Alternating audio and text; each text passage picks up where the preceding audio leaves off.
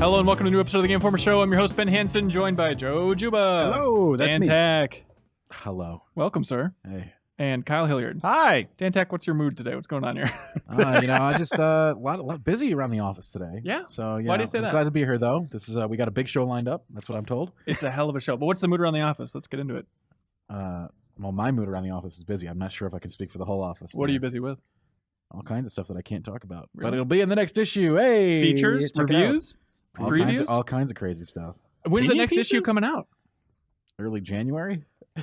There it is. But Well, no, at the time of this recording, it'll be next week, I think, right? But not the stuff that That's we're not working the on now. Yeah, that's true. we get the- finished that issue. That's I why see it can now. come out. Yeah. that's complicated. But next week we do have a new cover story coming We do. out, which will be an interesting one, I and think. it's gonna be super cool I'm excited I think for it's super cool. because that game hasn't been announced yet, right? I don't know, Dan Tack. You tell me. I just did.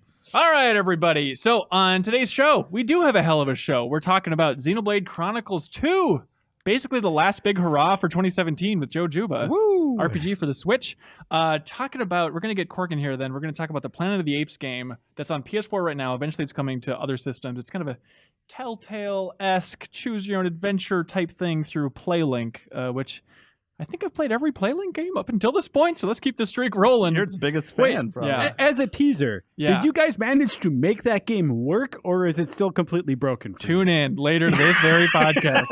After that, we're talking about some mobile games, Animal Crossing Pocket Camp, maybe touch quick on that. The Puzzle Fighter game from Capcom, we haven't really addressed in any way. A couple other things here and there. Then we have some great emails, some real whoppers in here, Dan Tack. I can't wait. All right. And then back half of the show, we haven't had developer interviews for a while now on the podcast. And so we're making up for it today because not only are we having one developer on the show, we're having four. In a developer roundtable of sorts, we have Bogdan Elisiu from Brawl Out, who's making a Super Smash Bros.-like game that's going to be coming out on the Switch. It's in early access right now. Brawl Out is the game with Hyperlight Drifter's protagonist as a guest character in it. I have seen it in action. Wow. There we go. More to come, maybe. All right. Also, Jason Rice from Icon's Combat Arena, another one of those Smash Brothers-like games. This is the one that's kind of the offshoot. A lot of developers worked on Project M. Remember that whole Smash Brothers project? Also, Brawlhalla from Matt Woomer. Blue Mammoth Games is the name of that studio making Brawlhalla, which is out. Rivals of Aether and Dan Fornes.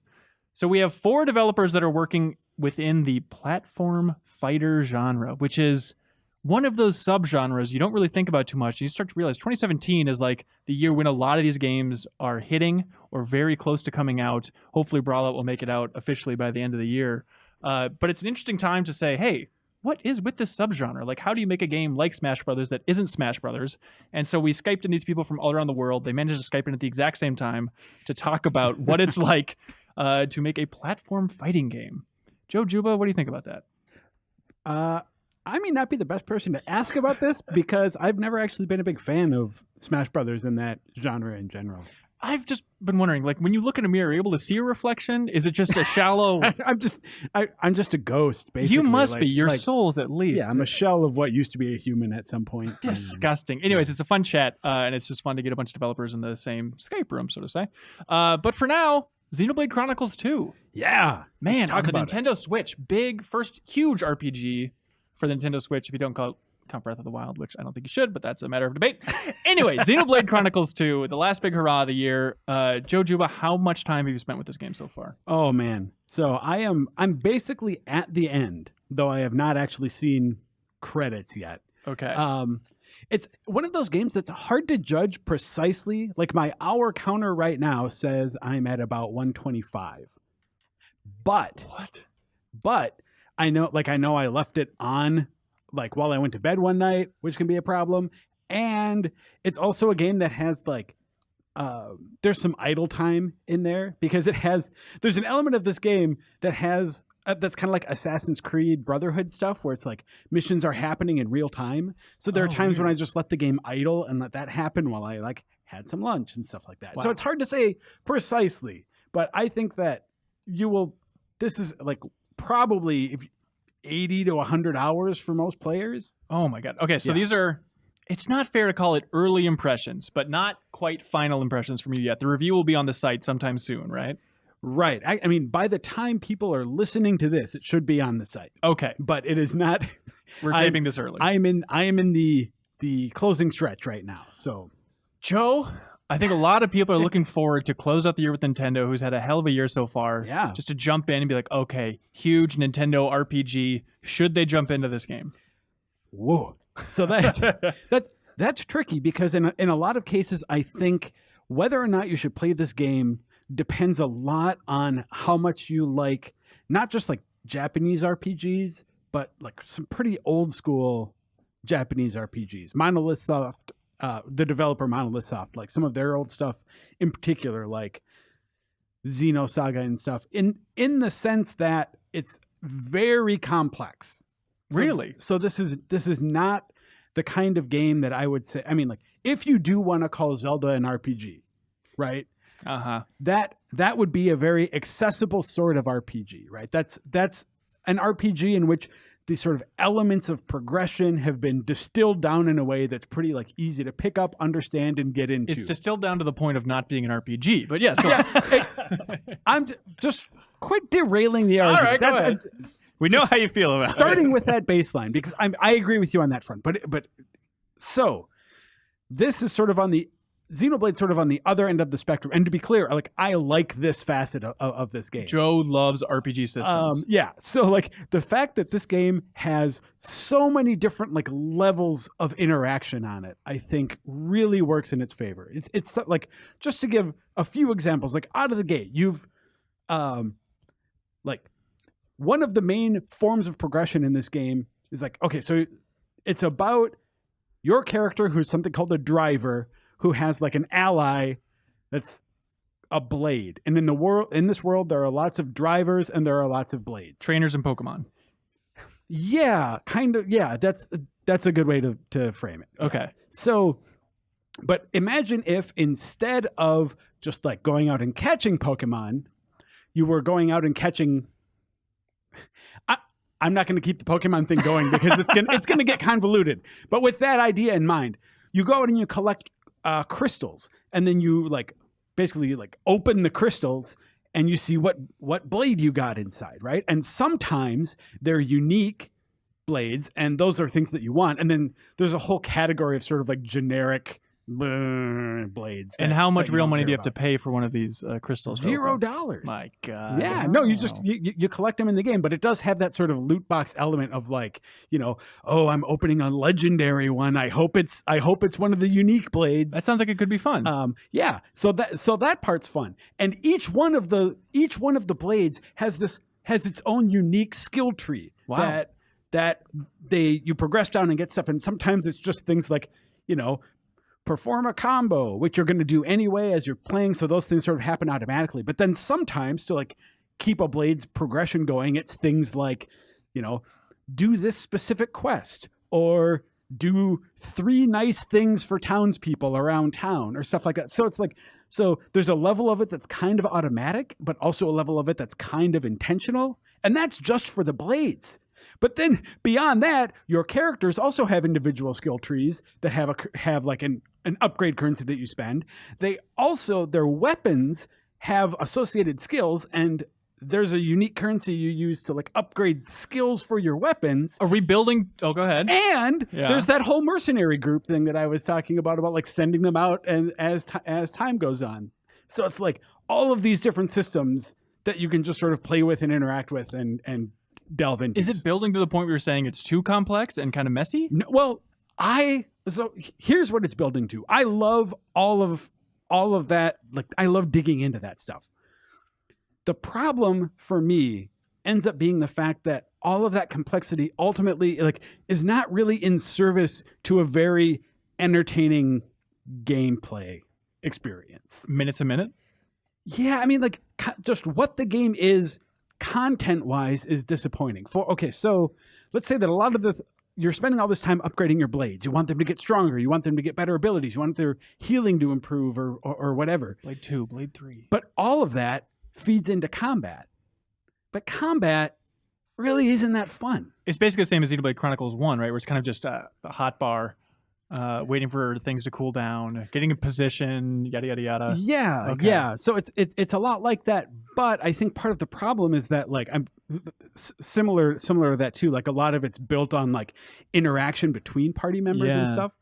But that ultimately ends up being a little bit of a problem because it's like so much of their combat system is built on the idea of like, okay, you wait for cooldowns, you build up meters. When this meter gets high enough, you can do this. When you chain 3 of those things together, you can do this. But when those things are the same, then you can do that. So it's like in theory, all of that is like exciting. And in practice, what that ends up being is that like in order to bring all that stuff to the surface, the battles just end up having to be like kind of long and uneventful. Like in order for you to really make use of every like facet of the combat system, you have to spend so much time just like in combat against enemies that aren't particularly challenging. They just take a long time to beat because the developers want to give you that time, I assume, to build up your meters and do the cool stuff.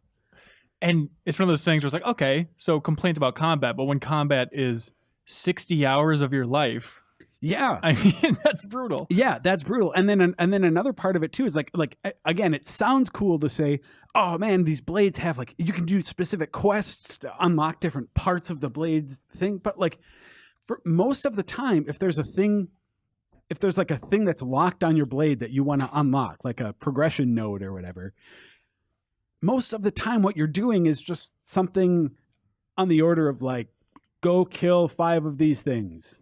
Do this 5 times, collect 20 pieces of wood. It's like the content that they're actually populating for you to engage with isn't particularly interesting. And the same thing goes for all the side quests that you're doing. Again, lots of side quests you can do, get experience, items, money, all of that sounds good. Yeah.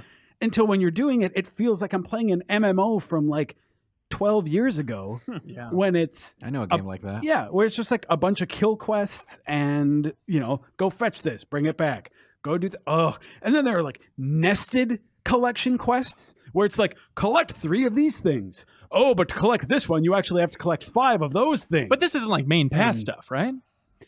It isn't. It's not part of the main story. But you also can't mainline the main, like you can't just go story mission to story mission. At some point, you are going to hit a threshold at which you need to go engage with some side content to like get levels so you can progress with the main story.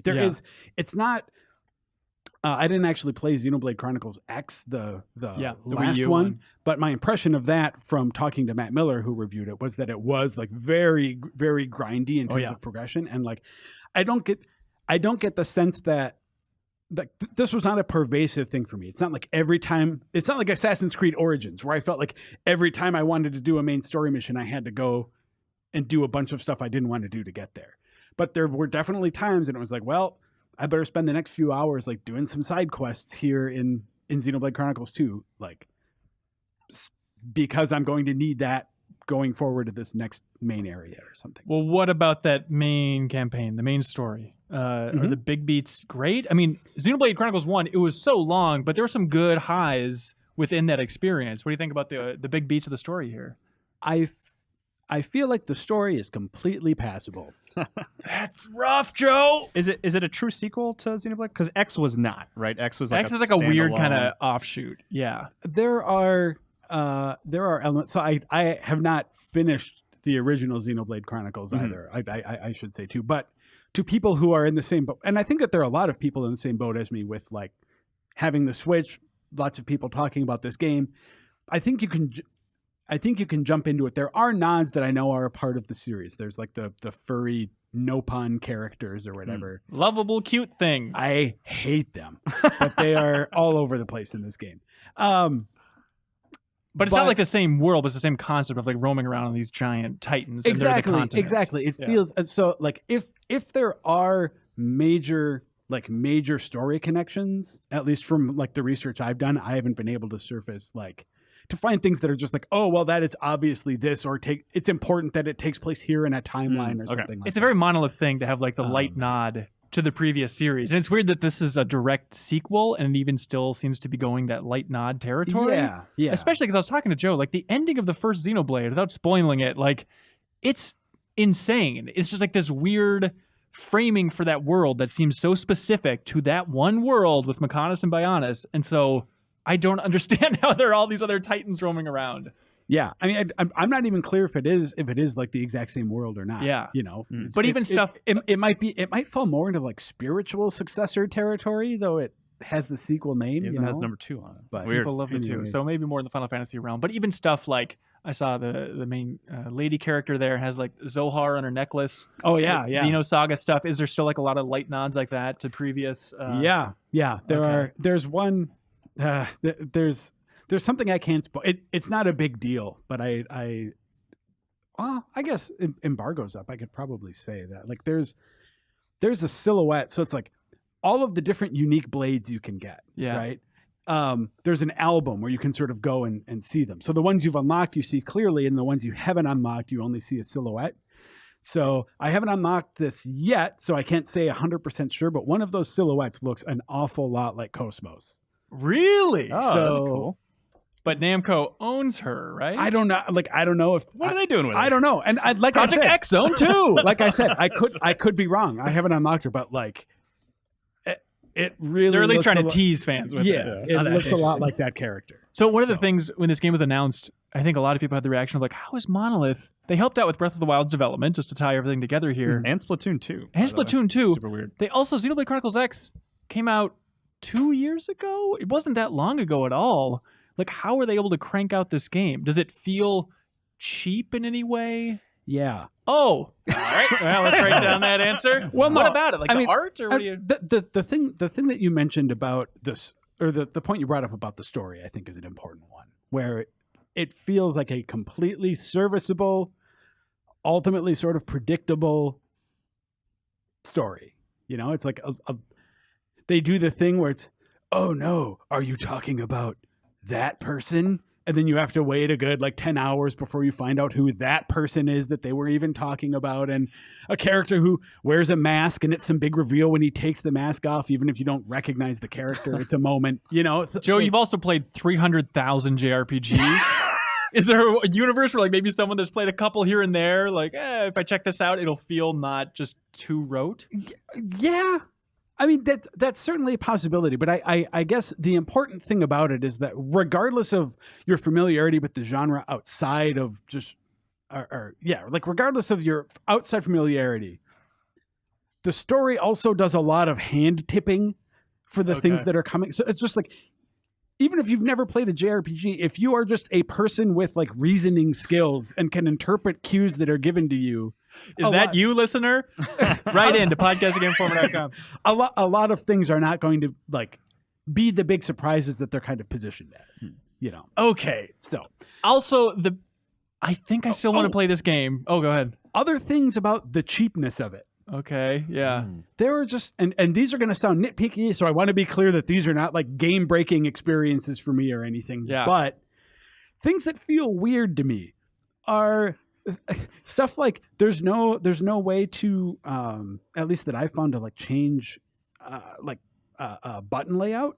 So one issue for me is like I'm conditioned in RPGs like that top button is my menu button. Of course. And in this one, that's automatically your fast travel button, and you have to like press the the plus or whatever to like open up the menu, which not a game changer at all, but at the same time, I definitely opened up the fast travel menu a lot, like so often that it was getting frustrating for me, and I just wished I could change it. It's the right? bulk of your 120 hours. Yeah, exactly. No, and then other things like so I said this is it's a very complicated game, and that works in its favor sometimes. But then like let's say that you want to go back and be like, okay, how did this work? How did this blade combo work? And what elements are like opposing elements? Yeah. It doesn't like keep these things in some sort of like repository for you to reference. You have to buy like tutorial messages from vendors that just tell you things like one of them is seriously like basics of battle, 800 gold, and then you just like buy it and it gives you this thing. Yeah, it's like weird things like that. That's like why is it like You got to this? sell something. Yeah, but it's like so that kind of thing just strikes me as to your point. It feels like those are sort of the corners they cut, are some general like usability things that just maybe didn't get totally vetted through the development process. Yeah, I also heard on the 8-4 Play podcast, they're talking about how it's a surprisingly slow burn. It is a slow ramp up out of the gate. Did you experience that as well? Yeah. I mean, It's JRPG.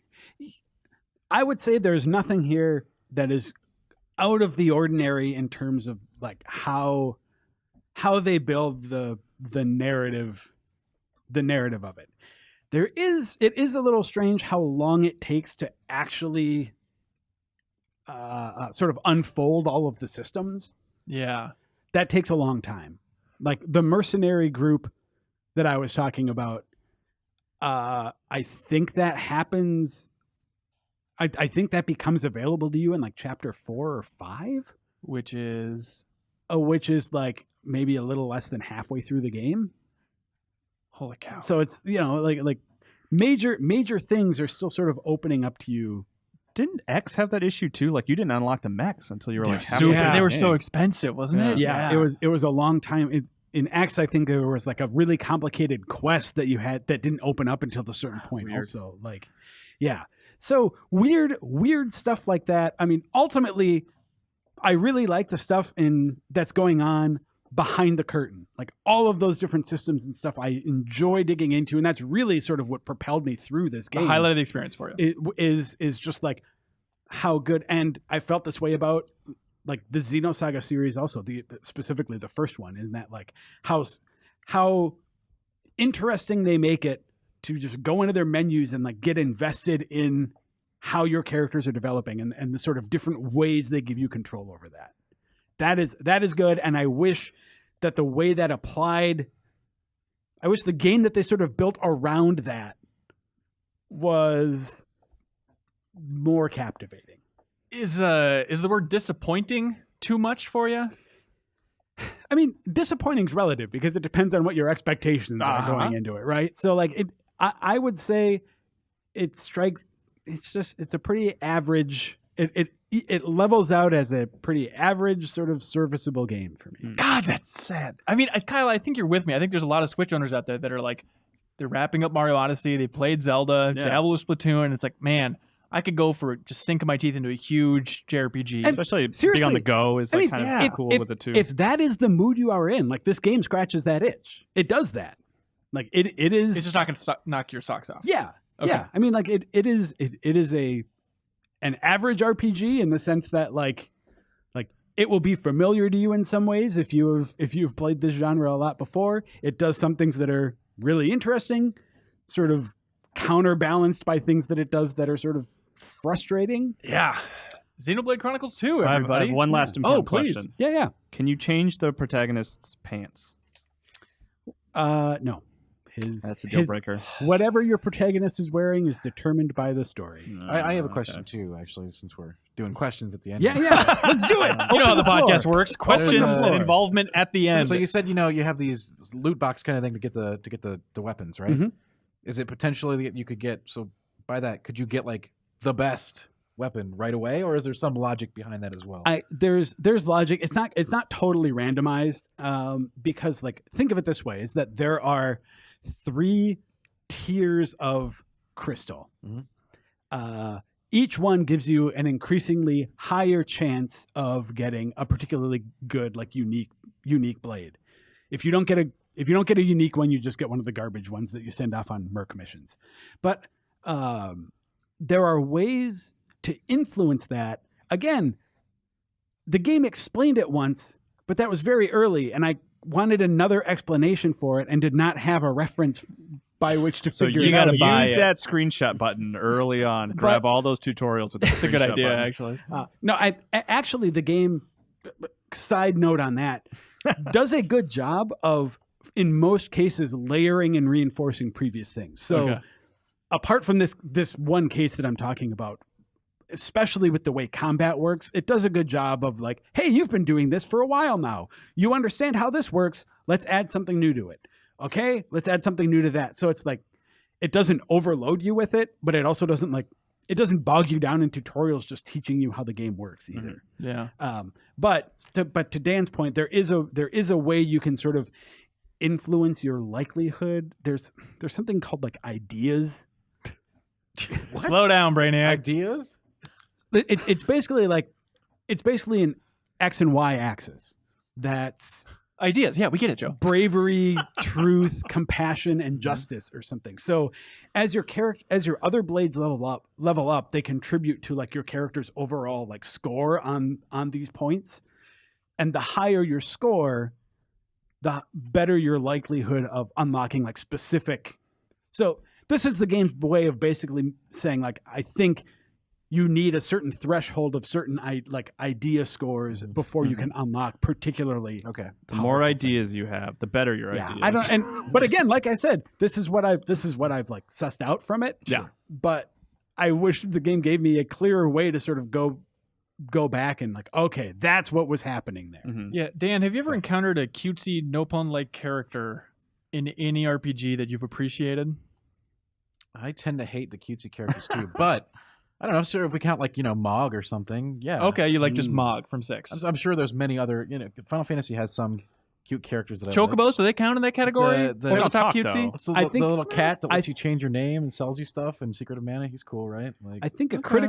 critical point on this is whether or not those characters speak. Because like Mog in Final Fantasy VI is just a text box, so you can just imagine it sounds whatever way you want to. Versus like you cannot tune out the like terrible way these like the Nopon talk. Yeah. Right? Or Tama from Final Fantasy or World of Final Fantasy is another one. There's just so many of those. It's like, why do they always have to have these like just great like grating, high pitchy sort of voices, and B has some weird like quirk to the way they speak, so you just can't understand them properly. What do you want, like Michael Madsen to voice those things? Like, what do you want Well, instead? they just all say random words like at the start of their sentences. Yeah. It's But why do they exist to begin with? Do you think it's just people want something that can make a cute plushie sold in stores? I wonder if it just might not be a cultural divide. Like those kinds of things may be very popular in Japan, where these games are coming from, and they come here, and there's just a different perception of it. What about I like don't know. Persona? There's that cat, right? Mona, right? Yeah, Is that kind Yeah. of fall into that category? That cat's all right. That's- People like that thing. yeah, I guess. No, you're right. You're So that's right. maybe There it is. Maybe the one we found Rule one. shattered. Oh, yes. Except Mona isn't actually like. I don't feel like she's like engineered to be that sort of Yeah. like cutesy comic relief sort of character, but I guess in a way, Maybe. I think With it's some I think it's the caveats. same category, but you're right. There's a huge difference between Mona and like, some squeaky little thing that just babbles incoherently constantly. Hey, over here! Yeah. Yeah. Oh boy, Yeah. Joe. I have not heard you say one word about the announcement of Valkyria Chronicles 4. Oh yeah, Isn't that everything you want? yeah. That's basically that's it. I'm really excited for it. What was that last game that you were disappointed by in the series? Valkyria Revolution. I feel like it wasn't that long ago. It's No, crazy. they that would was, that was earlier this year. Yeah, Holy cow! Okay, then they go out and announce this just as like a weird. Hey, take us back, baby. yeah. I think that's part of it. Is that Valkyria Revolution? In North America and Japan and Europe, I think was sort of just roundly criticized. I don't think anyone really liked that game. Yeah. And part of the big question was sort of it felt exploitative. It felt like you have this fan base that wants a game based like in your franchise, but instead of giving them what they've loved about your franchise, you're giving them this like kind of half-baked offshoot thing. And I think that they probably heard the response to that, or preemptively heard the response to that before the game even came Finally out. got all your emails. And yeah, Oh, they were in this inbox. The Joe box. remember that vacation I took to Japan? Yeah, so like it is great that they are sort of going back to like the old art style, gameplay style, and it seems like the tone of the original. Is it going to be weird that 3 never came over here? Yes and no. It depends. As far as I could tell, this looked. I can't. I don't know exactly the degree to which these games are connected, Yeah. but like 3 is definitely in the same universe as 1 and 2, right? But 4 Like- might be different. Like those characters have like interactions with each other and stuff. Okay. But like 4 is, or not 4, but Valkyria Revolution was sort of in its own sort of spin-off timeline thing. They maybe are taking another, and for that reason, maybe they are deciding to just sort of set it in a different world, different war, whatever. Yeah, I guess I have to watch that trailer a few more times. I just saw it the once, but All right. Well, hey, Joe. Thank you, RPG expert. yeah, My I God. was here talking your ears off. Thanks for listening. Yep. And as for now, I'll see you in hell. Okay. Yeah. Sounds Okay. good. Want to clap out, bud? Bye. All right. That's one way to do it. All right. Welcome to the podcast, Jeff Cork. Hi. You're really a lovely guy. What are you here to talk about, sir? My feelings. About? Earth. And Pro or con? things that happen. flat or to it. spherical? Let's get in this. I like some stuff. I dislike some other stuff. No, don't get this guy going on Hot stuff. on Jeff this Cork, Yeah. you were assigned the review for Planet of the Apes Last Frontier, Yes, I was. which is a new PlayLink experience only now on PS4. It's coming to other systems down the road. It quietly was released while everyone was busy watching football on Thanksgiving, I think. They're like, Yes. by the way, Planet of the Apes is available now. Yeah. Hey, what's going on over there? Yeah. Why were they so quiet about it? Well, I've read some stuff online, and apparently some people have been able to play it through to completion, which is not an experience that I can share with them because it's not for difficulty. Because in this experience, basically you're just choosing between option A or option B at a fairly brisk clip. A lot of choices. A lot of Yeah. dialogues. You're watching a Planet of the Apes movie, kind of. It's all like in engine. It looks okay-ish. Marginally okay-ish. Yeah. Yeah. But then you're just like, ooh, do you side with this guy or that guy? And you do that. And then eventually, at least in my experience, it kicks you out to a blue screen, and then you rewatch the last 5-10 minutes before it crashed, and then it crashes again. And then finally you go, I'm sorry that I wasted everybody's time, wife and children. Because the whole thing with PlayLink is everyone's using their phones in this special Planet of the Apes Yeah. app that they all downloaded, gathering around the TV to make Yes. choices. So the timing on this could not have been better because during the Thanksgiving break, we watched War for the Planet of the Apes. Yeah. You know, as a family, we all really enjoy that series. It's super fun. And then, Planet of the Apes, completely fresh on our minds. Love We're, it. Like, all in on that weird world, and the game starts. We all have our handheld devices. We are ready to interact. You have to be on the same Wi-Fi network as the PS4 It's with very all of your phones. complicated. Very, very specific. That part's actually not even worth mentioning, but we're all on the same network Yep. as the Yeah, yeah, PlayStation 4. Yeah. Like, why would we otherwise? But that'd Okay. be strange. So it starts. Immediately, a bunch of apes that I don't recognize. I don't know when this takes place in the Planet of the Apes timeline. I did read about it later, too. It's like, oh, this is between the second and third movie. It starts explaining quickly that, like, we left Caesar's tribe after the contact with the Yeah. humans, so it's after dawn. Yeah, so yeah, it's just yeah. a weird offshoot little ape family. They run right over that. And then it just becomes... You ran into a similar thing with the crashing, right? But before that, it's just... The apes, I think the movies are great because interesting things are happening and the performances are great. This is kind of like weird, poor, not great models, and it's just a series of. I'm into this game.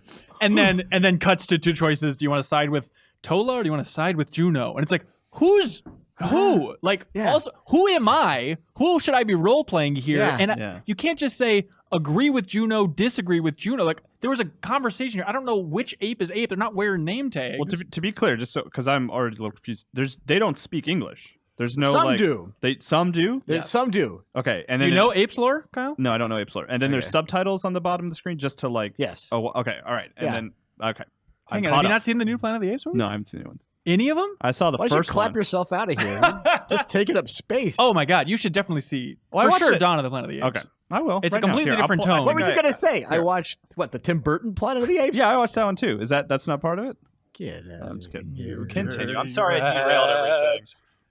No, so they start out signing more, and then much like even War of the Planet of the Apes, they start talking more and more Yeah. as apes throughout it. And I would love to see how it evolved, Cork. But I also did the same thing where we went over to a friend's place, we had a whole room, we all downloaded the PlayLink app, we're ready to go with this Planet of the Apes experience. And before we hit a hard crash, a different hard crash than you, but we replayed it like 5 times, every way possible, just complete blue wall of death. But for us, it was just so frustrating. And I also had this experience with Hidden Agenda a little bit, but it seems like this game's 1,000 times more finicky, where if you close the app, or even minimize it, or accidentally like swipe up and bring your settings, at least on the iPhone here, then you'll just be booted. Really? And you have to then go back to the main menu in the game, go back in, rewatch the parts that you missed, just so you can get to the point where then you can weigh in on whether Juno or Tolo was right. It's like, ugh. Yeah. It's just a finicky technical nightmare. And it's bizarre that then this morning we both get into work and realize, oh, we both hit different hard crash points in this game that's effing being sold on the PlayStation Store. Like, it's embarrassing. Yeah.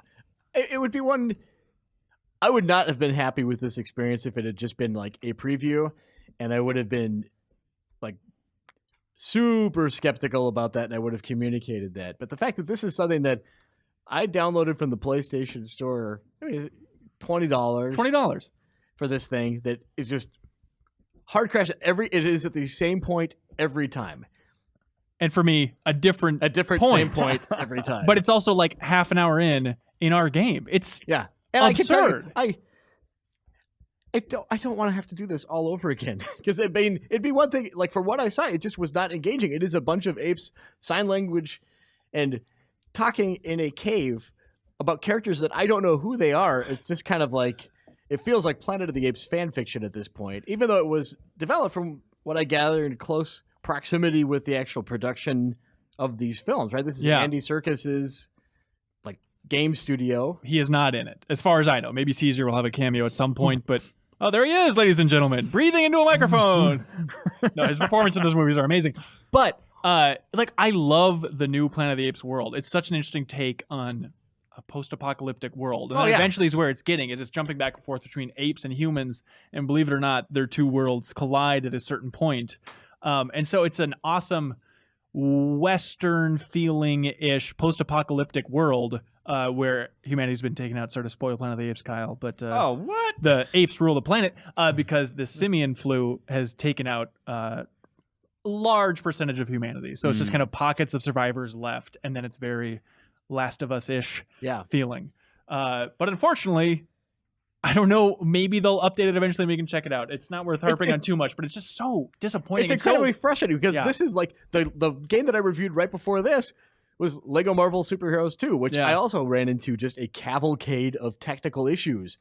And I get like second game in a row where I've got to put in like emails to PR and go, hey, what is the deal with this? Because this super sucks right now. This is a miserable experience. This is not great. And even if it didn't give the hard crash, just the fact that I had to back out with the app over and over and over again, it was completely miserable. And before this, Cork, you reviewed BioShock Remastered, and that game opened with the crash too. Oh, get out of here. Come on, buddy. Very disappointing. Yeah. Your last joke? Is that what you're talking about being very disappointing? Yes, absolutely. Well, not you could have done better. I would say all of them in general. But it raises the question of, how are these games squeezing through the cracks and being released in such a crazy state? Yeah, this is a game that it's supposed to be designed to be played several times. Your choices will have more of an impact. It's like a shorter, like more encapsulated, like a 2.5 hour, 3 hour game. So kind of like what we say that we want from a Telltale experience, where it's like, I would rather have it shorter with more replayability and everything like that. But I can already tell you, I'm not looking forward to replaying this thing.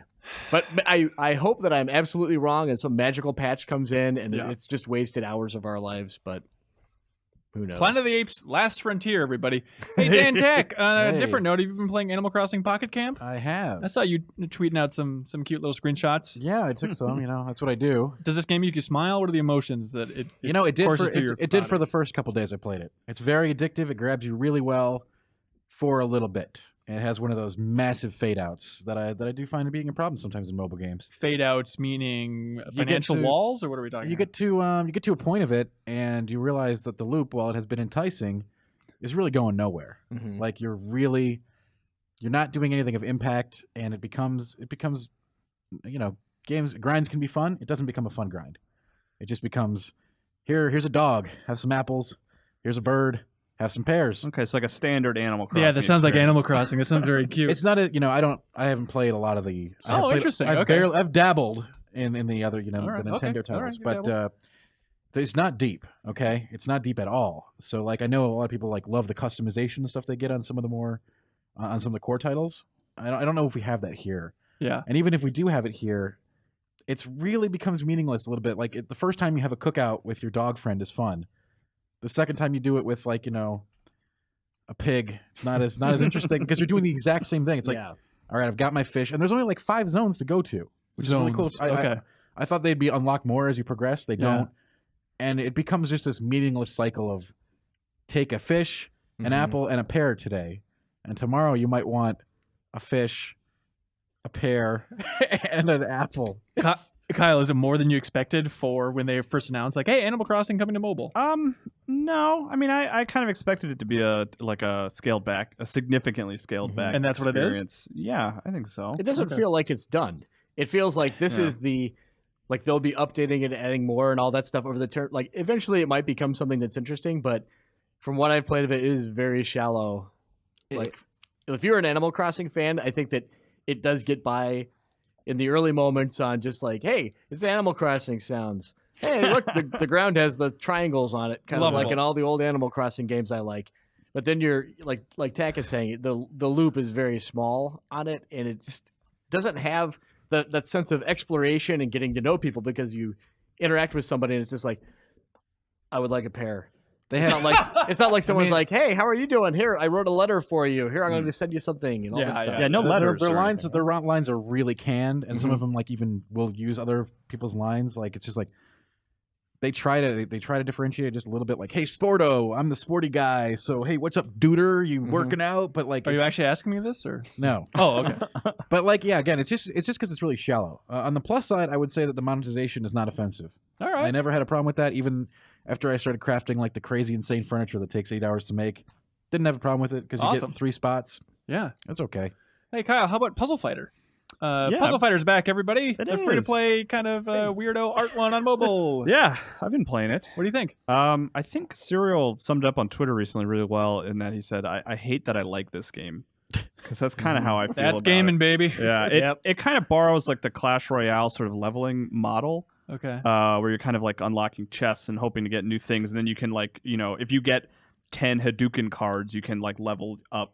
You have to get the cards first, then you can level up your Hadouken to be stronger if you have the right amount of coins and stuff like that. And that part of it is annoying. Like there's no benefit for playing more than you can only play the rounds to unlock like the 5 chests per day. Like to play any more than that isn't really. There's not a ton of value in that, but the puzzle gameplay is fun. Okay. I'm always hesitant about puzzle games on iOS, like using a touchscreen, but I think the touch controls are implemented really well. And the versus mode, just that straight versus mode of like building gems and then knocking out your larger gems to do damage against your foe is fun. Which is you why can play with other people who have it. It's not just like versus AI or something. Yeah, it's multiplayer. And you're playing against other people that have leveled up their characters because they're spending money on the game. Yeah, correct? And it is absolutely, like Dan and I have talked about it, it's totally pay to win. Like, it for is sure. Insane pay to win. What a disgusting layer of put on a game that everyone likes. Well, with Street Fighter, you had to put 25 cents in to win. That is very smart. They were innovating back then. Yeah, and I would put 75 cents in, and then I would have like a super guile. It was pretty cool. It's also I just keep playing it. Like it's almost frustrating to me because I just like I think I'm pretty close to like maybe getting the opportunity to unlock Mega Man X. I'm a big Mega Man X fan, but like I have to wait like 5 days. Will that make you happy? I don't. Well, You'll that's still the be thing. miserable. I think it's funny because I think tomorrow I'll finally get the opportunity to unlock them, and 2 things are going to happen. I'm either going to unlock them and I'm going to stop playing because that's the finish line that I've like arbitrarily established for myself. Yeah. Or I'm not going to unlock them and I'm going to be so disappointed that I have to wait another week to even try that I will delete the game. So either way, I'm not going to be playing in a couple of days. What will happen though is you will unlock Mega Man X and then you'll be like, I want to play as him. And then you'll realize, oh, I'm level 1. So anytime that I try to play against someone, it's ranking me against people because my skill level against people that are like far, far superior. Yeah, it's going to suck again for a while. That's garbage. I can't imagine that at any point during the design process, someone raised their hand, spraining it, possibly dislocating their shoulder because they had such vigor behind it and said, you know what this game needs? This game that people love, we need microtransactions. That will make this game better. If anyone could have said that with any degree of conviction, I would be surprised. But it just makes it like garbage. It's just like a layer of bullshit over a super fun core. Yeah, it's really too bad for this game because I really like the cutesy little characters. Yeah. And the puzzle gameplay is solid and fun and classic. Yeah. And then you have like this, let's put the layer of today's monetization. Yeah, it's really excessive. It's insidious. It's not good. Yeah. So, but the thing, like, I never got into Clash Royale because I just never really got into that You strategy. did now. Now you, gameplay. this is exactly the same But thing. that's what I'm saying. Like, I'm getting into this one against my better judgment because I like the puzzle gameplay. Yeah. You know what I mean? Like, I'll keep going back for that. But it is frustrating. It's hard to recommend on any level because of that. Holy It's- God. Instead of unlocking a chest, you get to spin this cool little, like, E-Honda's got like a sushi shop or something. Hey, remember And you him? spin the little, they do the whole remember. It's the Yeah. whole remember. That's him the thing, whole. which I mean, makes it yeah. so much Every worse. unlockable character. You got Dante from Yeah. Devil May Cry. You got Mega Man X. Like they know what they're doing. It's like, over remember there. this guy? Hey, now he sells you little boats. Get the Yeah. purple one and the gold one. So yeah, check it out. It's pretty cool. Hey, maybe It's in free, asterisk. yeah. It's heavy asterisk. maybe in a more uplifting note, speaking of remembering things, Dantac South Park. You've been playing Phone Destroyer, right? I have. I haven't heard anybody really talk about this game. Is it I really solid? like it, but again, suffers from the exact same problem. No! I mean, it's self-referential about it. Even it makes jokes about itself. Oh, So it's okay then. It doesn't. It's not It's fine. okay. So it's a free-to-play card battler in the South Park universe. Very, very similar in a fashion to Clash Royale. I mean, different enough, but I really do like the South Park feel of that game. And they do, to their credit, there's an awesome single-player campaign that you can continue to replay for rewards often. when Really? you want to? Yeah. Does it Yeah. gate you at all? Like, oh, you played one level, you got to wait 3 hours to No. play the next level. No, That's no. nice. Yeah. If I don't Okay. like free-to-play mobile games, but I really enjoyed the South Park RPGs, should I check this out? Maybe, yeah. There's a lot of, to their credit again, on the multiplayer side, it's Clash Royale PvP through and through. You're gonna face people who just blow you away with a giant level 3 man bear pig that just eats all of your guys. Right? That's a thing that will happen. However, if you want to play it just single player, Jeff and, Cork, stop laughing into the mic. I know all these references to South Park are really tickling. and like you. and listen, Starvin' Marvin, right?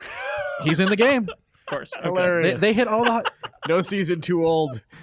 They really do. I think they do. For a South Park fan, they really do hit some of the deep cuts. Yeah. And there's like tons of voice dialogue, which you'll get and you'll laugh at if you're a South Park fan. And like I said, lots of single player content levels to go through with different themes. So it starts out cowboys and Indians, but then you unlock sci-fi and fantasy. Basically, they're destroying. It's like the end of 22 Jump Street, like destroying every possible route for a sequel or a future Ubisoft RPG game.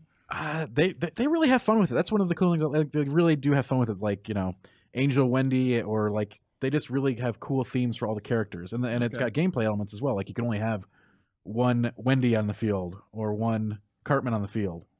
So it really does like hit a lot of South Park high notes. I think at the same time, you have to remember, like in the back of your mind, you have to tell yourself, all these stupid cooldowns, all these stupid timers, all these stupid pack unlocks, they're all there too. Mm-hmm.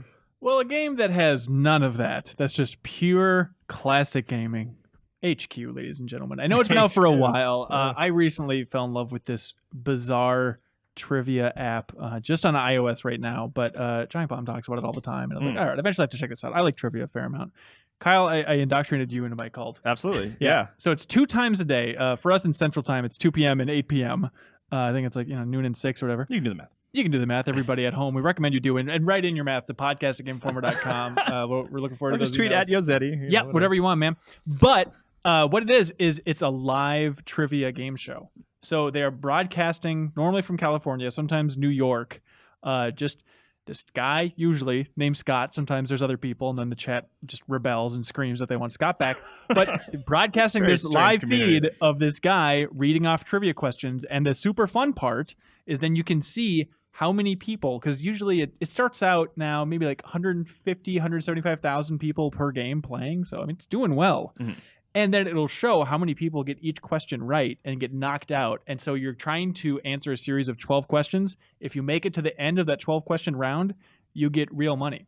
They have like $1,000 prize pool, $8,000 prize pool, and that gets subdivided by how many people are left. So usually it's like payouts between $50, $175, So, somewhere in that window. So the more people that lose, like if the smaller the winning team is, the Yeah. more money you get. What's the pay in? 0. 0. And there's not even ads All or right, anything yet. I'm playing every day. Though. Yeah, I Forget think this. I do wonder Yeah. how they monetize it, because I guess they probably, some of the questions might be sort of sponsored or something like that, right? Like what's the best brand of tea? I you know, or certainly something haven't like seen that. it yet. Yeah. I'm very curious how much money they're Tetley's. losing, how it all works.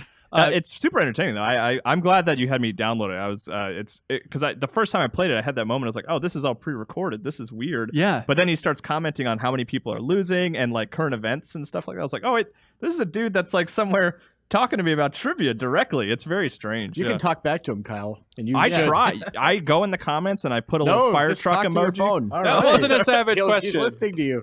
Anyways, it's called HQ. I think it's pretty cool. But Kyle, you were intrigued because you liked 1 versus 100 back in the day. Ah, Yeah. that game. Cork, you played it too, right? Yeah. I didn't. I only got in like once or twice, but I was I got in really once. intrigued by it. I was one of the 100. I was never the one. What is sorry. I didn't have a 360 back then. What was the deal with that? How did that work? So basically, Yeah. you would go. They would have. It's been a while, so I'm kind of fuzzy. Yeah. Yeah, like every evening they would have several matches that would play, and you'd say, "I want to join," and then you'd be either spectate or you'd get picked to be like either one of the 100 people who are answering trivia questions or the one person who's going against everyone. And similarly to HQ, there was a host who Yes. would kind of like wrangle the whole thing. And yeah. the cool part about it is, see, I'm one of those awful people that actually thought the Xbox Live avatars added things to some games, and I think that was a perfect example of it because it would pan across this like big bank of 100 avatars, and you just see all the bonkers stuff people had put on themselves, and then it was really fun. Yeah. Oh, that does sound cool. Cork, I want you to get into HQ, but unfortunately, you have to buy an iPhone for it. I'm sorry. Okay, that's fair. Yeah, I'll do it. Well, I'll but do if it. you win, you might get like $6 or $7, and then when you get up If to I at win. It $10, adds you can up. cash out. So eventually, Uh-huh. that iPhone will have paid for itself. How many people do you think have come up with a system with their buddy who's a Yes. fast typist to be like, Yep. okay, here's the deal. I'm just going to shout out some keywords, and you just got to look at Google. The question goes fast. Yeah? Because they have to defeat people that can Google. And the idea of creating a live game show with real money that, in theory, isn't just being royally scammed is pretty impressive. Mm-hmm. And so you could have fast Googlers. Some of the questions are really hard to Google. Yeah. But some are definitely doable, but you just have so little time. So yes, in theory, somebody could try to do that. Also, you could have the entire Game Informer office, for example, playing on their iPhones and Yeah. just whittle it down. And then you'd have to subdivide the subdivided pot. Yeah, and then you do have an opportunity where if you recommend someone else to play the game, like Hanson recommends. I didn't do this, Hanson. I'm sorry, but you recommended the game to me. If I put your name in as Yeah. you would get a heart, which means like if you get a question wrong, you can actually keep going.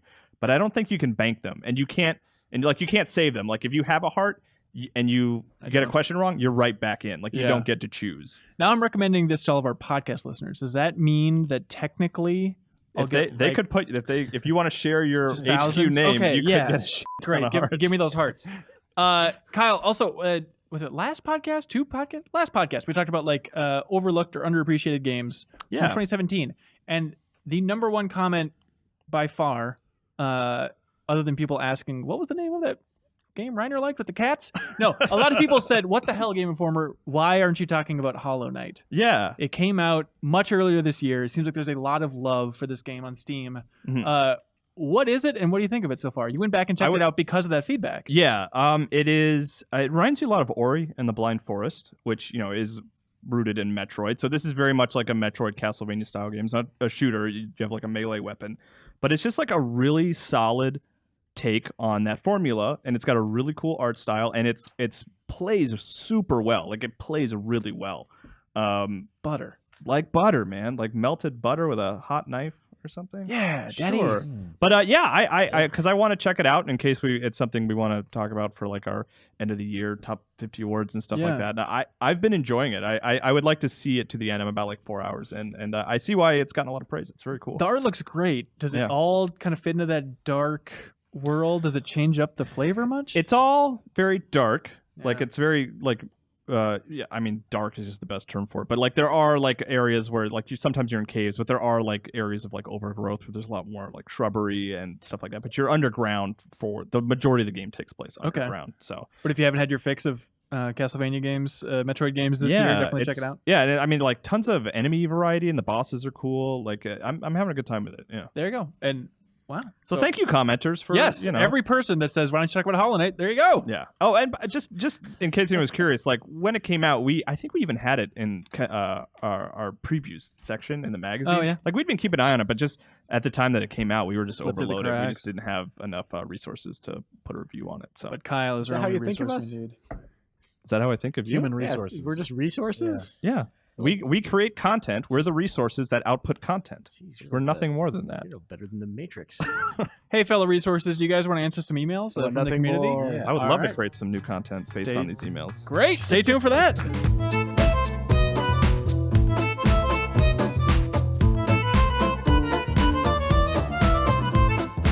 All right, and welcome back to the Game Informer Show. We have some great emails that people sent in to podcast@gameinformer.com. One of them is a real stinker. One of them's a stinker. There's more than one of them, I think. One's a stinker, one's a winker. Should we pick the worst email one week and we send them our Or we pick it and send them nothing, just to really rub it in that we think it's the worst. No, we love all the emails we get. They're all good. Everyone, but I do go through and filter out and choose some good ones. Then we're going to read off every email or the best emails that we get to podcast@gameinformer.com and choose the tippy top best, and then reward that person with a wonderful prize / gift that we mail out only if they're within the continental United States, because shipping on a live elephant is It'll be a dead elephant. We found it to be tough. Yeah.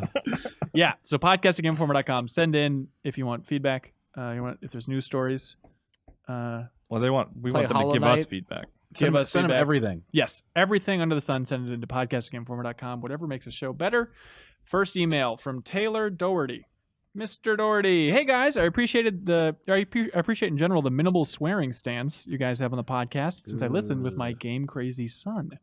Cork, this guy says we are the very definition of Midwestern gaming wholesomeness. Really? What do you think of that? That's a good image to have. that's a bunch of fucking bullshit. Cool, hang on, let me just write that down for bleeping later. All right, cool. But on to the big thing.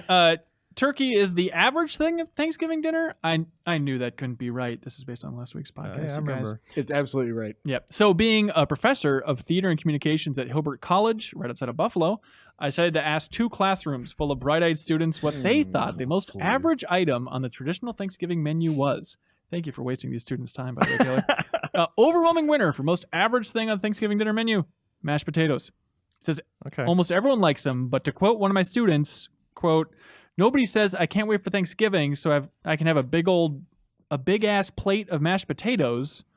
I don't know. You're not keeping it wholesome. Hey, here, yeah, I was just Taylor. gonna say. Yeah, What if his son is listening? Pull your mouth out of the That's toilet. what we're talking about Student. ass plates. Yeah. Inappropriate. Anyways, it says it's the very definition of average. Top of the stack was turkey and pie. Bottom was cranberries. All right, thanks, Taylor. Absolutely wrong. Weird. Turkey is Okay. completely black. Well, talk to these college students. They have I'm a lot of trying thoughts on to. it. Hey, college students, stay in school because it ain't taken. Andy Junkins writes in and says, hey, GI crew. I'm writing a response to a discussion a few weeks ago on the podcast regarding EA Access. I have a few thoughts. I like it. That's one thought. Hey, EA, what's going We on? did. We asked because we don't know anyone personally who Yeah. has it, so we wanted to find out if there was anyone who used it. He says it's a lot of We old found games one. that are good, and it's only like $30 for an annual price. So for hey, a year, right? $30 a year. Good news about EA. I'll be damned. Look Okay. at that. More feedback. It keeps rolling in. Tony from Adelaide, Australia says, hey, just a heads up, you idiots. He didn't say that. I added it. That the South Park, quote, death music you played when talking about music from 2017 is the ending credits from the movie First Blood, a.k.a. Rambo. I can't believe no one mentioned it. That's sad. Yeah. I've never seen Rambo. Sorry. You sent because No. after We'll have to you fix sent me that the video of that song, and I was like, oh, well, okay, I feel stupid Yeah. now. It's still funny they play the song Oh, it's from hilarious. Rambo at South Park whenever you die. Okay, here we go. All right. Meat and potatoes here. Oh, boy, I like meat and potatoes. Oh, the most Big ass average. plate of Turkey them. and mashed taters. Chris from Guilderland, New York. Gilderland? from old Gilderland. Oh, Guilderland. Look, it has a question mark in the name of the city. Yeah, legally. Hey, everybody. By the way, I modify these emails a lot. I don't know if you can tell, but they aren't all written He so replaces sloppily. some words with rebuses. And He you has to add the word solve- you add the word idiots Yeah. a lot. That's That true. one gets added a lot. That's true. Tell me, you stinky idiots. Are you aware of the buzz over the last few days generated through the discovery of a subterranean flaming giant? I'm talking about Bloodborne 2. Basically, a player Sorry, who not recently... Bloodborne, not Bloodborne 2.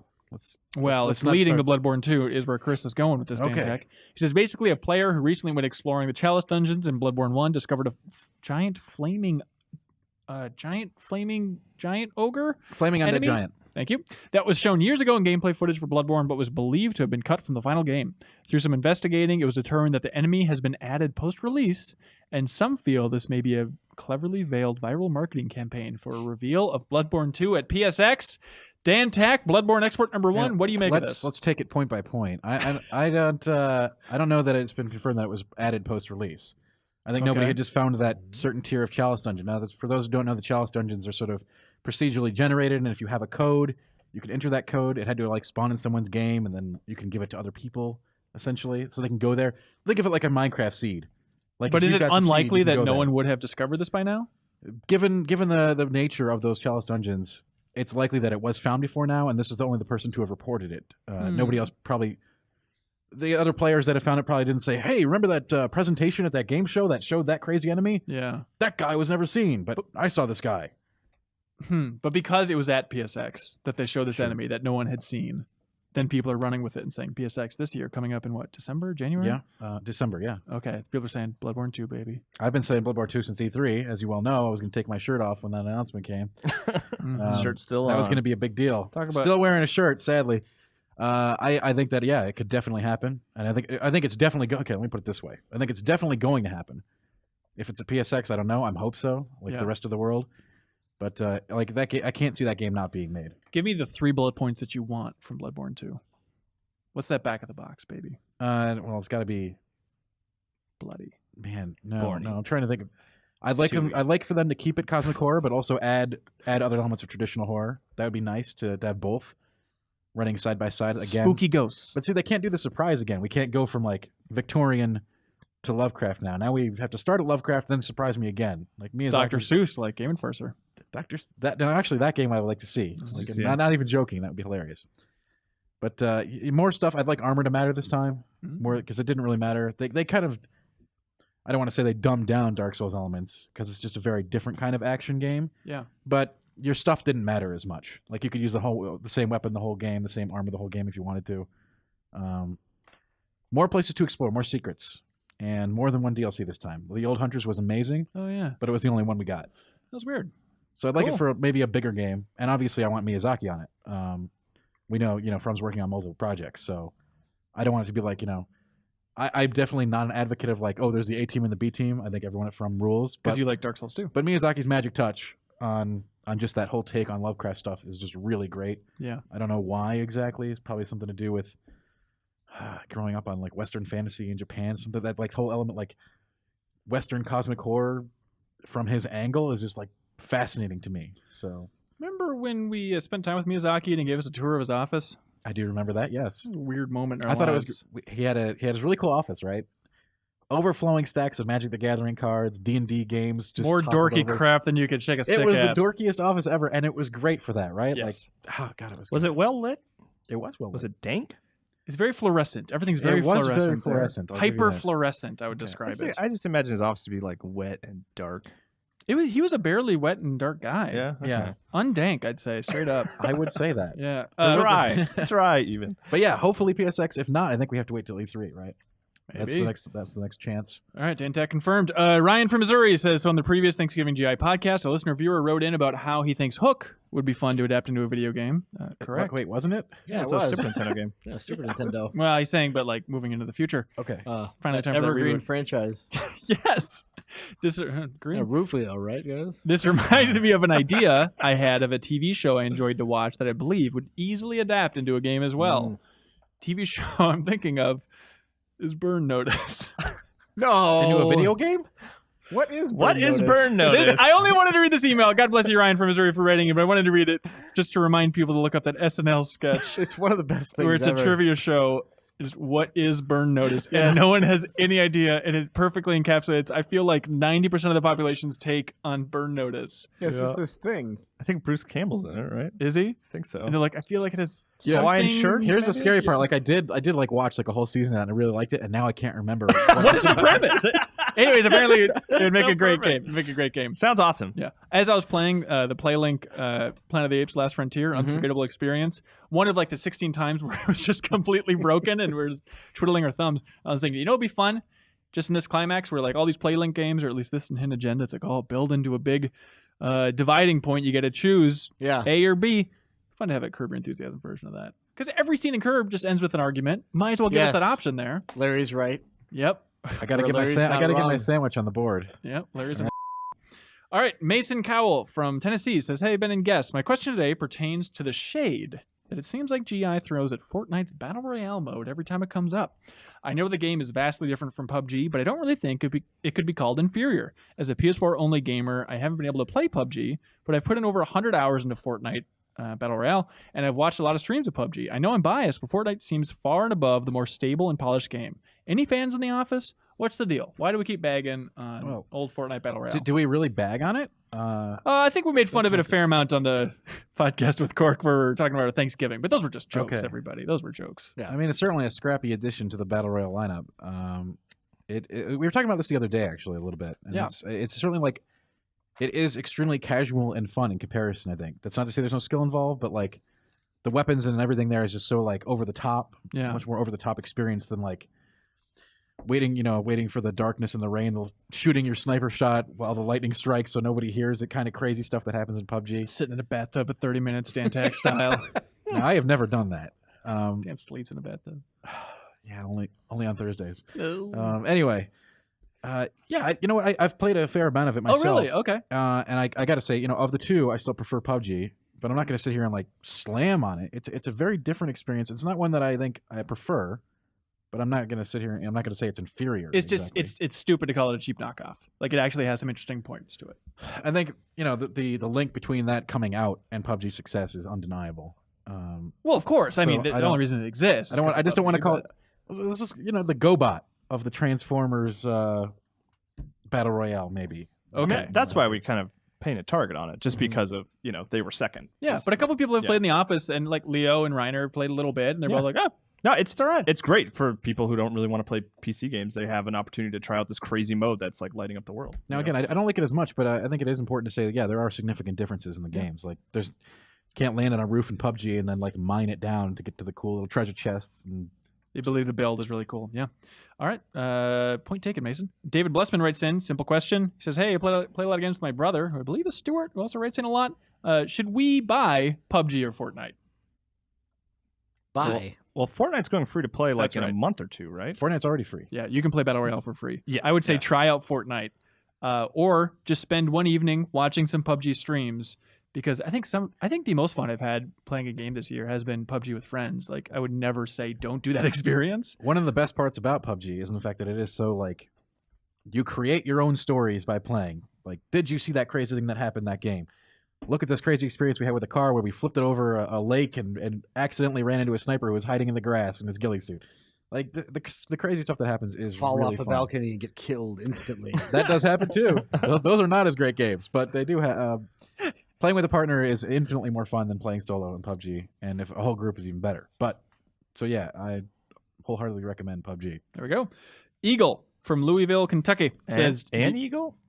yeah, Living Eagle writes in from Louisville, Kentucky. Do you guys have any categories you'd like to see in a year and award shows, such as best looking character model, best shooter feel, favorite game mechanic? What would you guys like to see for an overall category? Best shooter feel. Best shooter feel is interesting. What about just that category alone? Best shooter feel? Do we just say Destiny still? Best shooter Yeah, field. probably. right. Or feel. Like, how's it feel? Yeah, mouthfeel. Wolfenstein feels Also like pretty good, gunplay. right? Yeah. That's right. If you're into that sort of thing. I mean, Yeah, interesting. you know just me. like- I mean, you could even expand that, like umbrella that into like just the best feeling games. Like Mario feels really good. Ah, you know, okay. and, like, Ukulele does not feel as great. You So can, by Mario's the comparison. best feeling game of the year? Probably. Hmm. I don't know. That's tough. Makes you feel good. That's true too. Makes it, yeah. Certainly contains all the feels, right, guys? I was drawn to this category just because I played way too much Horizon Zero Dawn. I finished that entire game over Thanksgiving break, and I'm really glad I did. I really enjoyed it. But I really had this epiphany where I was like, man, 2017, between Tacoma, Prey, Horizon Zero Dawn, probably others I'm not thinking of, a lot of just watching and listening holograms talk. A lot of hologram talking in 2017 That's right. as you politely just kind of look around, slowly rotate the camera, try and not look at their crotch. I do. I like looking for patterns and stuff like that. Like, one that I've been running into a lot this year is pool tables in games that don't serve a purpose. Like Yeah. Tacoma had one, Edith Finch had one, and Wolfenstein had one. Mhm. There's no purpose for them being there, but they have all the physics of the pool table. Right, so best pool tables. best useless pool tables Oh of my 2017. I had a really go ahead. smart feature on the top 10 Sphinxes on GameInformer.com. Oh, You can read yeah, about it. exactly. That's true. It is crazy because you It's look, it's good. like, what a year for Sphinxes. Of course, 2017 in Yeah. almost every game released. By the way, I just see Sphinxes everywhere now. Ever since you put that list together, Yeah. just in like children's TV shows and Yeah. movies and stuff. It's like, Follow oh, the yeah. money, Kyle. You think there's not a reason for that? Oh, you know what? You're onto You something. ever seen an eyeball upside down? Think about it. Think about it. Henry from Gettysburg, Pennsylvania. I don't know. I hope he's all right. He says, hey, Ben and crew. What? You What kind of okay? joke is boy, that? Are you all right? It's a What kind of joke is that? Civil War joke. I know. Apparently, What? Sorry. I was looking forward to you could edit that in more somehow. That'd be really good. We will actual take that joke. hill, gentlemen. Okay, I was looking forward to last week's thankful segment as soon as. Do you want me to read it? I'm sorry. As soon as the calendar flipped to November, and I'm thankful myself that the tradition continued, which led me to ask, can we please get a recurring Jeff M. and Jeff Cork? I'm sorry. What a hilarious email! sorry. Making Jeff a polite M. and request Jeff for a Cork. segment they like. Gettysburg is Podcast freaking hilarious. moderated by yourself. He thinks that the Jeffs are funny, and he wants more Jeffs, maybe being on their own podcast. His name suggestions for this Jeff segment or podcast is My Two Jeffs, and this is a good one, Jeff Comedy Jam. I like that one. Jam. That one is really So good. He should. I think he should win the email. Actually, Yeah. By the way, I'm totally on board with that segment. I like that thankful segment a lot as well. It was You fun. guys- Oh, you should thanks. we should write jokes every week. It's really easy for you. Right? Yeah, write all the jokes, Cork. Talk about the Darkness Yeah, Slayer I have again. to cut myself off. I have so many. Someone named Vanna writes in. It says, "Hey, my dudes. Hello. I love the shoe. Are you okay? I don't think so. I'm sorry. I love the shoe. I love The shoe. The Game Informer shoe. Really big shoe. I love the show. I love your voices. Thank you. I need your help. My girlfriend has been playing Stardew Valley on the Switch since the day it came out. I've fallen asleep to the chiptune twangs and the plucking of rocks almost every night for over a month. She's finally getting bored of the game, having built an entire empire based on carrots and farm animals. The thing is, this is the first game she's really gotten into. And I don't want her gaming experience to end here. I want to show her that there are cool games out there worth playing to death. I don't know about the death part, but she likes the freedom of being able to do what you want in Stardew, so I thought maybe an open world game like Skyrim would be good. Sure, it's not as wholesome, but there's like sheep and stuff, right? What do you guys think? Is Skyrim a good next game suggestion, or do you have any other Switch game suggestions for someone that loves an open world experience? Oh god, this is I mean, so the, obvious. the answer is really obvious here, Yeah, right? Like yeah. for everybody at this table, anyway. And that's Minecraft, obviously, Yeah. Oh, I thought you were going with one of those or Neo Geo or fighting Gettysburg 2020 games. Interesting. Is Minecraft. for Absolutely, sure. Minecraft. That's exactly what she. Yeah, based on that's that. Yeah, I thought we were all saying it's so obvious. Go with Breath of the Wild. I know. I actually, for someone who doesn't play a ton of games, I mean, that game might come off as intimidating. You know, like I would Yeah. even maybe recommend Skyrim before that because you can lower the difficulty way down, and you know. Skyrim over Minecraft? I feel like No. Minecraft's a I great think choice. I actually think Minecraft Minecraft is is like number exactly one. what Yeah. that person is looking Yeah. for based on the Because description. plus, if they don't want to deal with all the gosh, it's been so long since I played Minecraft. What are the bad guys called? The green guys? creepers? The creepers. You can turn it off. Do Yep, peaceful you can turn mode. it off. Yep. Look at the news lately. And yeah, there's sheep in there, and you can Yeah, Minecraft. horses and like all. That's true. It's a Vanna lot of can fun. continue falling to sleep with the clinking of pickaxe on It's true. rock. And even cooler, they could play together. You know. That's true. Yeah. It's soon there's split screen, right? On the Switch version? I don't know about Yes. the Switch version. You can play in a Joy-Con. It'll be great. Yeah. Mostly, Skyrim and Zelda are good too, though. You're gonna want to call the good Joy-Con first, though, before you start playing. That's Trust a good us.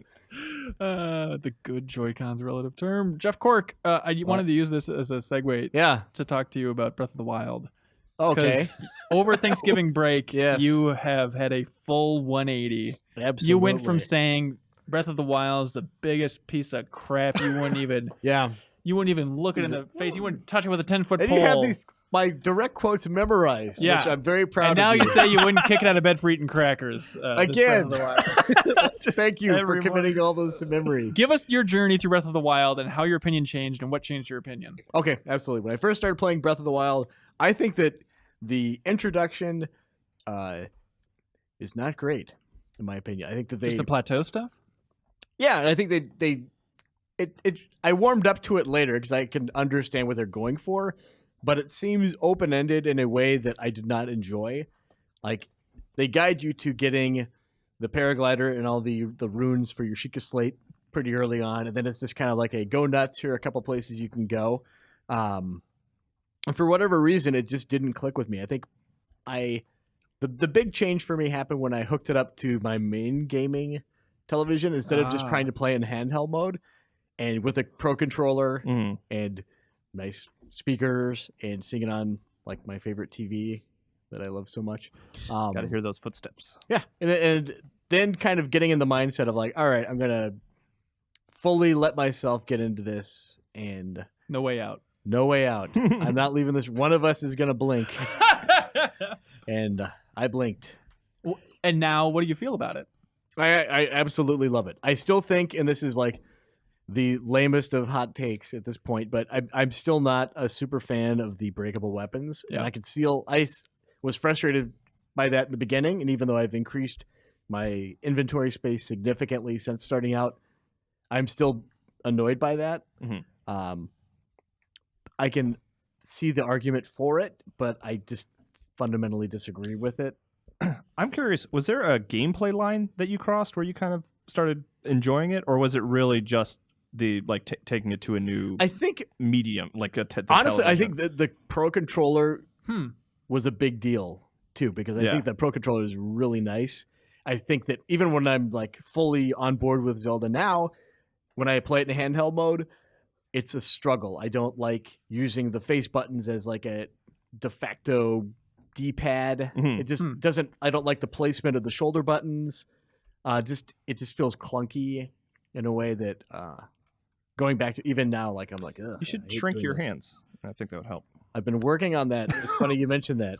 What's the highlight of the game for you? When do you feel like this game is at its peak in terms of experience that it's We talked offering about you? this a little bit. I think that the strengths for it, and to borrow your kind of overall philosophy about it, and I think that they are masters. Nintendo's masters of both with this and with Odyssey of designing worlds that feel like meticulously handcrafted. It's not just kind of like a square acreage thing that I think a lot of Bethesda open world games have. Yeah. Which there are definitely great set pieces and places to explore in that too. But I get a feeling in Odyssey and Breath of the Wild that I think is unmatched, where it's like, what is over there? It looks something's really weird over there or unusual, and then you go check it out, and there's actually a payoff. There's something weird and unusual. So they've Yeah. anticipated it. It's not like, oh, this is just a place where the textures didn't match up perfectly, or that tree is actually growing sideways because Speed Tree hit some kind of like barf thing. I don't know when we were doing it over the weekend or whatever.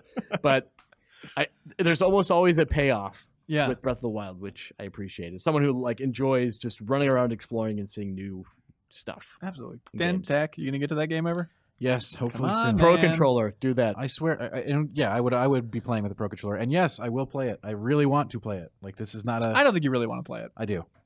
It came out in March. You've had the entire year. Well, I had the really- entire like year my- too. Let's be fair, and You I had didn't, it. but you didn't really want to play it, like Dan keeps saying. I wanted to My see game what of all everyone time liked. is a Zelda game. Why? Okay, why haven't you I played it love yet? Zelda, and I want to play this game because I don't have a Switch. We have like 16 in the office. Well, they were not available when I had the time. Unfortunately, Are you going to buy a Switch then? Yes. Okay. I just don't know when, but yes. Okay, there we go. Anyways, Mason from Grand Prairie, Texas, God's country, says, hey, my question is, recently my wife and I have played Stardew Valley. Wait a minute. Wait a This is second. the same question we just had. Hang on, this is really weird. Okay, so this is Mason from Grand Prairie, Texas. Recently, my wife and I have played Stardew Valley to death on my Switch. It's weird. Both Both from Anna. wife people are dying for this Switches game. Dying. What the hell? The Switch and Stardew Valley are killing significant others all around the world. It's murdering the wives. I knew about the game at original release and was interested, but just never got around to it. What games would you play if they were on the Switch that you otherwise wouldn't have played? Like, what is crossing that line? If it's on the Switch, we're like, I'll play it. Like, remember, Kyle, we joked around about Thimbleweed Park. Yeah. When it says announced for Switch, we're like, yeah, okay, I'll play that game now. For me, it's big ol' RPGs. Like Ah. I even though I'm not really like a big JRPG guy, I kind of want to play Xenoblade Chronicles 2, despite Joe's sort of negativity toward it in the previous segment. Well, not Because, like, negativity, but Yeah, just like Qualification. average. It's Yeah. average, and I having it on Switch makes it a lot more attractive to me. It's easier to just pick up and play for a while or for a long time. Like it can work both ways. did you download I Am Setsuna? I have not. No. But it was appealing to you? Yeah, I have it on my wish list to grab it if it ever goes on sale. Ah, interesting. Okay. And I would love to see like Persona 5. I don't think that'll ever happen, but like I would be like way more likely to play Persona 5 if it was on Switch than Yeah. if I have to play it on a television at home. I hear you. I never thought I would play Dragon Ball Xenoverse 2, maybe it's because we were doing that month of coverage, but when that came to the Switch, I was like, yeah, okay. Yeah. I'd like to see a Dragon Ball game in a handheld mode.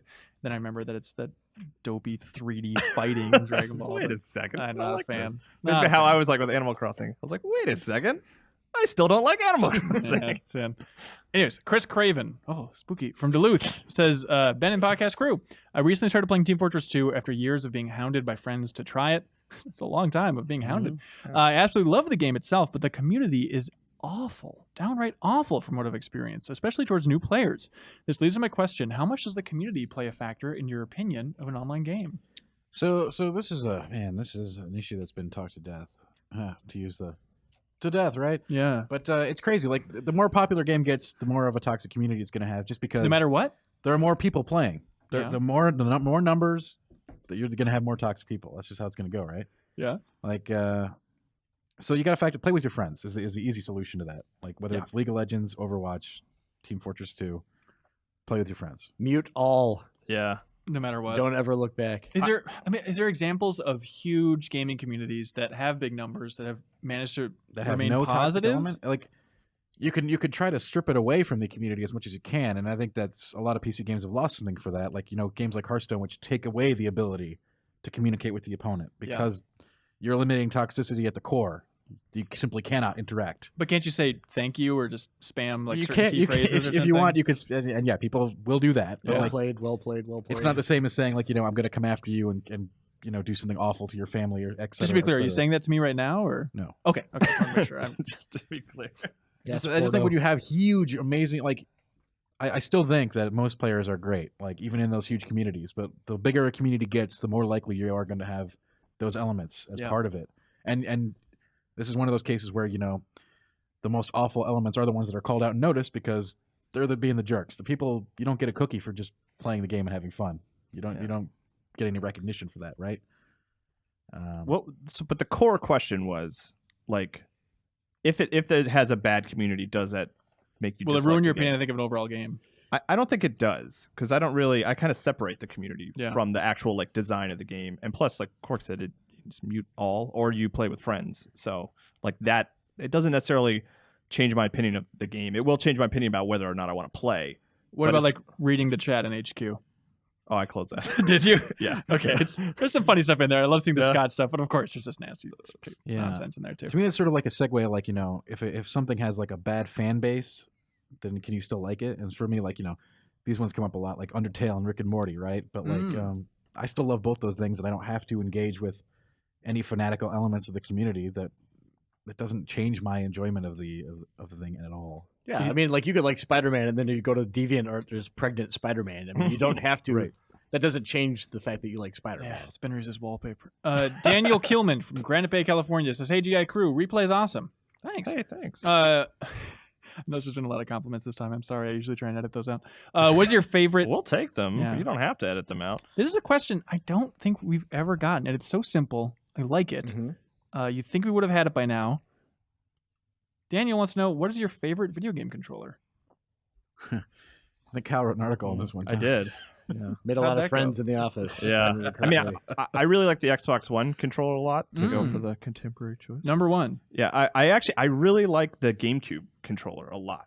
I really adore the GameCube controller, which was a point of contention when I put that list together. There's a lot of people who do not like the GameCube I controller think in this office. for its time, it was really good. I think it still feels great today. Yeah. Yeah, I still Some really games, like as long it. as you aren't touching that D-pad. That D-pad Yes. is just like a razor Yeah. blade on your thumb. But I'm talking more like ergonomics and like I actually like the control stick with the I think it's an octagon, like the notched sort of Yeah. edges. Like I actually missed that between Galaxy and Mario Odyssey. Interesting. Like it lets you lock into like a straight line a little bit easier. Yeah. Okay, but they're asking for your favorite. I mean, are you willing to say GameCube number one? I think it seems like a boring answer, but I think I'll just stick with Xbox One probably. Yeah. Yeah. I'm not sure. 360 still might be my number one, just because I still use it for all PC games, and I'm so used to it that Yeah. it's just become such a default. It feels weird still to play with other things. So I'll go 360. 360 is a very good controller, but I think the Xbox One controller is like a nice step from the Xbox 360 controller. Yeah. Yeah, I have a wired 360 controller, so even just the idea of the Xbox One controller still taking AA batteries, it just seems so silly to me. Yeah, where do you find those? I get it anywhere. If you know where to find them, send podcast@gameformer.com. Just mail. Yeah. Or if you see Ben, just throw batteries at him. Just right in his head. Dan, number one controller, what is it? I think from what you said is true. Like all the games that I play on PC, I always use a wired Xbox 360. So Yeah. I got to go with that. I love that this became the default. Worst controller, Daniel also wants to know. worst controller. Because you could go for an oddball, like the Ouya controller. Can we bring in Mad Cats in here? Or Oh, see, the ones with like the fans built in that cool your Yeah. hands. One time, the grate fell off and it chopped into my hand, just the blades. Did it cut? Yeah, it was just like a spinning blade lodged in my hand. Hand to God. Hand to God. My hand went and met God that day. You know what I think might be a weird choice, mostly because of how it was announced and it was like a huge deal, and then it came out and everyone was like, "Ugh, I don't care for this at all," and nobody used it as the Steam controller. Yes. Like, I feel like that was such a big deal. Like, oh my God, Valve's like making a controller. Like, this is gonna change everything. They're making hardware. Like, Steambox, goodbye game industry. we're gonna have a new way to interact with video games, and Valve's at the forefront. And then it came out, and everyone just kind of like looked at it with their noses up. I was like, I don't know if that thing. I think you had a different hype build up than I did. I mean, I was just like, Man, when it was this might announced, be like okay, so little maybe. gets announced from Valve. I remember that being a big deal the day that it was announced that there was like they're coming out with a controller. You know, In classic Valve fashion, they only ship 2, never making the 3rd. I mean, you gotta go NES, right? I'm sorry to stall the it. standard NES. Yeah, I great think so. D-pad. I think No, it sucks ass. Sega Master System, I Very think, is efficient. worse than the NES. I don't even know what that looks like. It's just like a big square that is just kind of mushy. Sounds pretty Yeah, the good. buttons I think are we mushy, actually have to yeah. go back further, like we had like a ColecoVision controller or something, just one of those giant paddle things. One Yeah, that just has a number pad on it. Yeah, something like yeah. that. that's a paddling. Yeah. All right, Brendan from New Jersey City, New Jersey. Have you ever had an okay or even a good game ruined because you played it right after a great game? Last year, after playing Witcher 3's Blood and Wine expansion, I gave Kingdoms of Amalur a shot after getting it on a Steam sale, and the comparison was not flattering. I mean, I agree with that. I don't know if that is okay. I run into that all the time. Yeah? Constantly. I mean, like the big one that I remember, it's a really weird. These games should not be compared, but I played Sands of Time. I think I played it like twice, like in a row, like back to back, and I just loved it so much. And then like I had been hearing about Kill Switch, and I went and played Kill Switch, and it was like I just missed being. Like I said, these games have no comparison. It's weird to compare them, but I just missed being able to like run along walls. I had gotten so used to that playing so much Prince of Persia that like the first game that didn't have it that I played after it, I was like, I just want to go back and play more Prince of Persia. I think I felt that way with Destiny 2 after playing a fair amount of Titanfall 2 multiplayer. Yeah. Just feeling sluggish. It's like, oh, I guess I could do a running slide, but I want to run up a wall. I Yeah. want to do like crazy stuff. I feel like a lot of people had that experience too earlier in the year, going from Breath of the Wild to Horizon, or vice versa, right? Whereas Breath of the Wild, you get so used to the abilities to glide and climb, and then going back to an amazing world like Horizon Zero Dawn, it's like, I did- I run around. I started place? Horizon, then broke to play the Zelda review, and then I Yeah. went back to Horizon, and I definitely jumped off a cliff like without thinking. Like, oh wait, no, I can't hang glide in here anymore. Yeah. Also, Brendan says boom shakalaka. Boom shakalaka to you, Thank you. sir. Thank you. Hello, Ben Hansen and company. This is Walter from Texas. He's wondering, Jeff Cork, when you're going to make another memory card archaeology video. Oh boy, I know that I make those all by myself, which is I'm super stoked to I just got to sit down and put my mind to it all by myself. Soon, I hope. Yeah. We did this series of videos. We did 3 of them earlier in the year where we got a random user memory card and then tried to piece together what that person's life was like. And it was super fun. Yes. Took a surprising amount of time, and it's always been a thing of like, oh, once I have time, once I'm not busy with Yep. cover story videos, I'll go back to it. You keep going on these cover stories. Yeah, I would love to come back in a big way with that. Yeah, but absolutely. who knows? We'd love to do it. Let's see. Do you guys want to have a thoughtful question here? Cade from Australia. Is that a hell yeah, Kyle? I didn't quite hear you. Could I get a hoorah from you? Hell sure. All right. Cade from Australia says, hey, crew, what's a piece of media that you feel made such an important impression on you that it shaped who you are today? I don't know, maybe Donkey Kong Country TV show? Donkey Kong Country TV show. That soundtrack. Whew. I don't know. Maybe like the sort of the show that defines my childhood was Batman the Animated Series. Defines. Yeah, like in terms of like when I think of like for a lot of people, I think it's Transformers. Like everyone, I don't know. I feel like I hear that a Miller, lot. maybe. Yeah, Deviants. Oh, excuse me, but that's like when I think of like shows I watched as a kid and was like wanted all the toys and was super excited about constantly. It was Yeah. Batman the Animated Series, but I don't know if it like defined me in any radical ways. I don't know. Was there a lot of sarcasm in Batman the Animated Series? I Was mean, Batman sarcastic? Bruce Wayne was pretty sarcastic. Yeah, okay. You know. All right. It's all coming together. The obvious answer is like, oh, Simpsons like taught me what Yeah, comedy yeah, was, yeah. I think. I'm still trying to learn. But I was thinking about this question. I think it's an interesting one.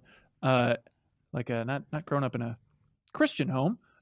Really, I feel like Planes, Trains, and Automobiles taught me like a deep lesson about morality and empathy early on. Because I watched that movie when I was super, super young.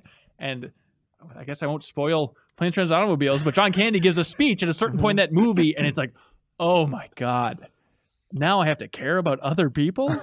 I think along those same lines, it's really sad. I think that Hang on, Dantak is confused. Do Do you remember that film? I remember that. Do you remember crying from that film?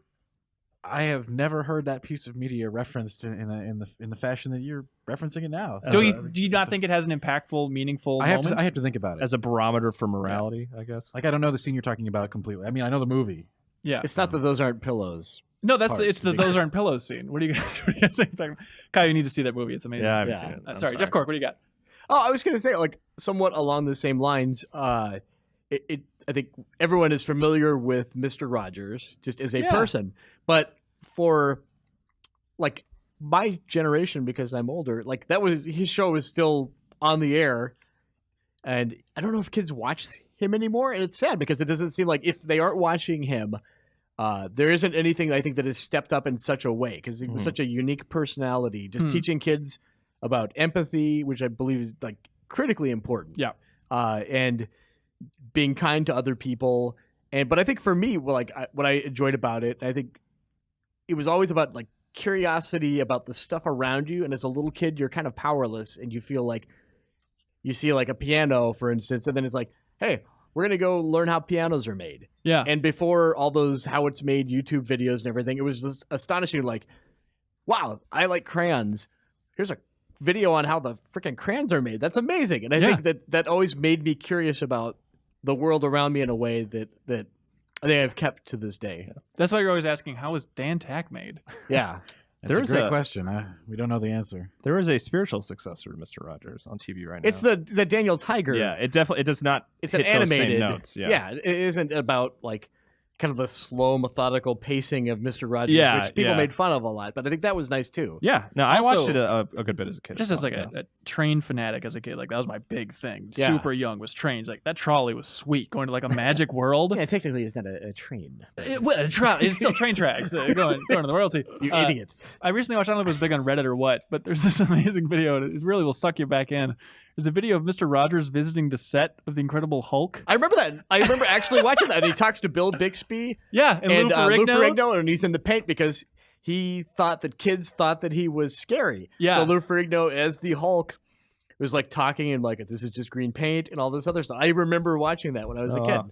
Yeah, I'm gonna look that up. I've never it's seen that. very funny just because Yeah. he's asking like, now Lou Ferrigno, what do you do when you're angry? How do you take care of that? And he's getting green paint slathered on him and the dumb unibrow from the Hulk. It's very silly. Zach Meyer is wondering, he says, hey, crew, my name's Zach. I'm from Council Bluffs, Iowa, about 10 minutes away from where Serial is from. Didn't know that. Serial seemed confused. Anyways, and today while at work, I noticed someone who looked exactly like Brian Shea. I'm talking the same hairstyle, face, even beard. Long, drawn-out conversation. No. So my question is, has any of the GI crew ever seen staff doppelgangers that looked ridiculous enough to do a double take? Oh God, all the time. Like this is like old school Game Informer. Oh, yeah. But I would text him too about this. Every time I'd go to GDC, I would see not Nick Ahrens.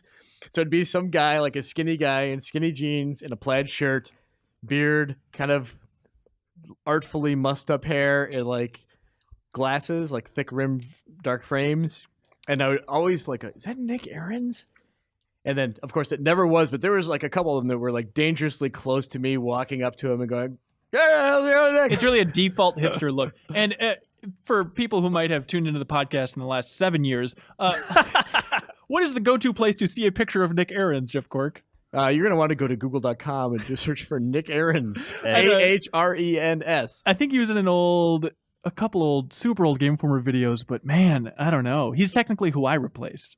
He was Yeah. on the first episode of the GI show ever. Yeah. So listen to that. There's Nick. There's also was a former editor, Brian Vore. Kind of looks like Mark Ruffalo, right? Yeah, He gets that a lot. that's true. That's true. Lou Ferrigno. Michael says, hey, everybody. This is David from Oklahoma City. I was recently watching the original Legend of Zelda Super Replay with Jeff Cork and Dan Reichert, and I was wondering, what was their reaction upon learning there was a master key after having a few episodes of grinding rupees to buy keys for the last dungeon? Thank you. What was your reaction, Cork?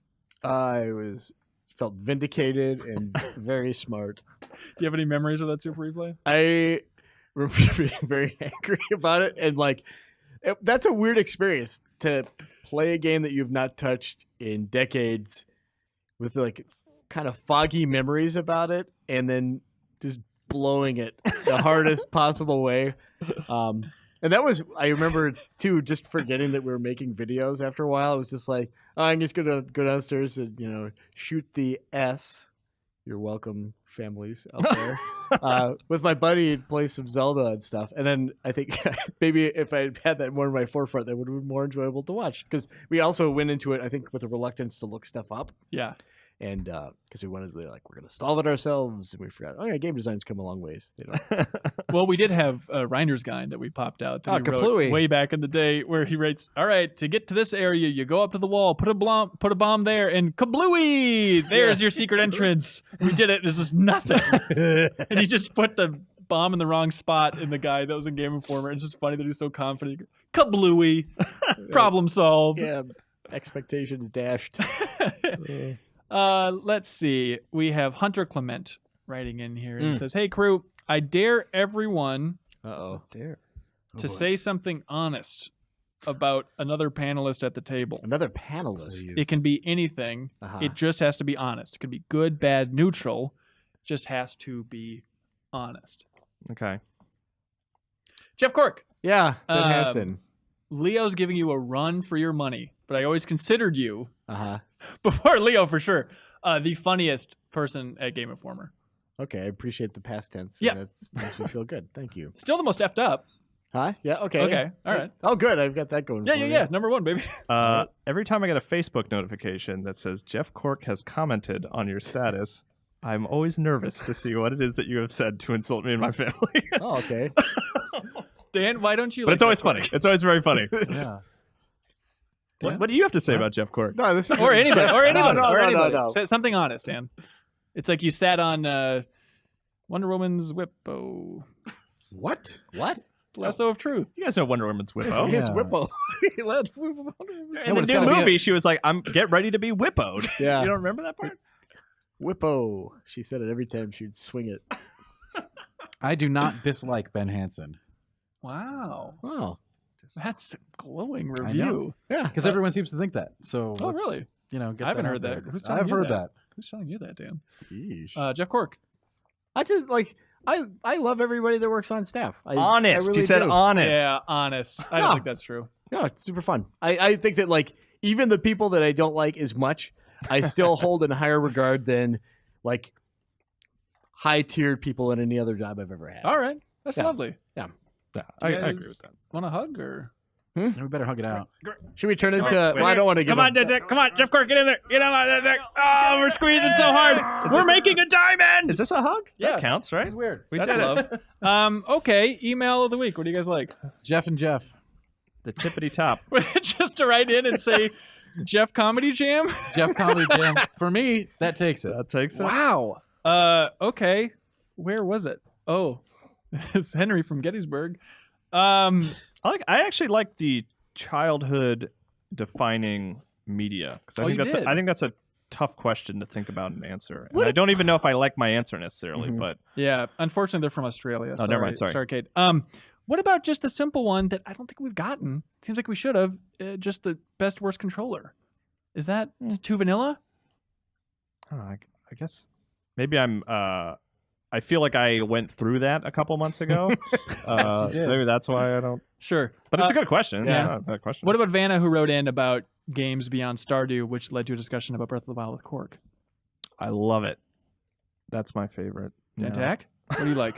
You're I told you. I mean, Jeff Comedy Jam? that's the one I got to go with that. All right, Jeff Cork. I do like the Vanna question because it did make us feel smart by suggesting Minecraft. Yeah? That's true. It did do that. There's no but? That's it? Let's do it. In my opinion. I can give. All right, there we go. And Playing to death. That's Vanna. We're going to ship you out something real nice. Congratulations, everybody. Next week we'll have Jeff Comedy Jam at the end of the episode. Yeah, stay tuned that's for Jeff great. Comedy Jam. No, but you should stay tuned in this episode because not one, not two, not three, but 4 developers are coming up next talking about the process and the evolving history of the platform fighter. platform fighting game, which could be compared to Smash Brothers. Do they want these games compared to Smash Brothers? Stay tuned. Here's the interview.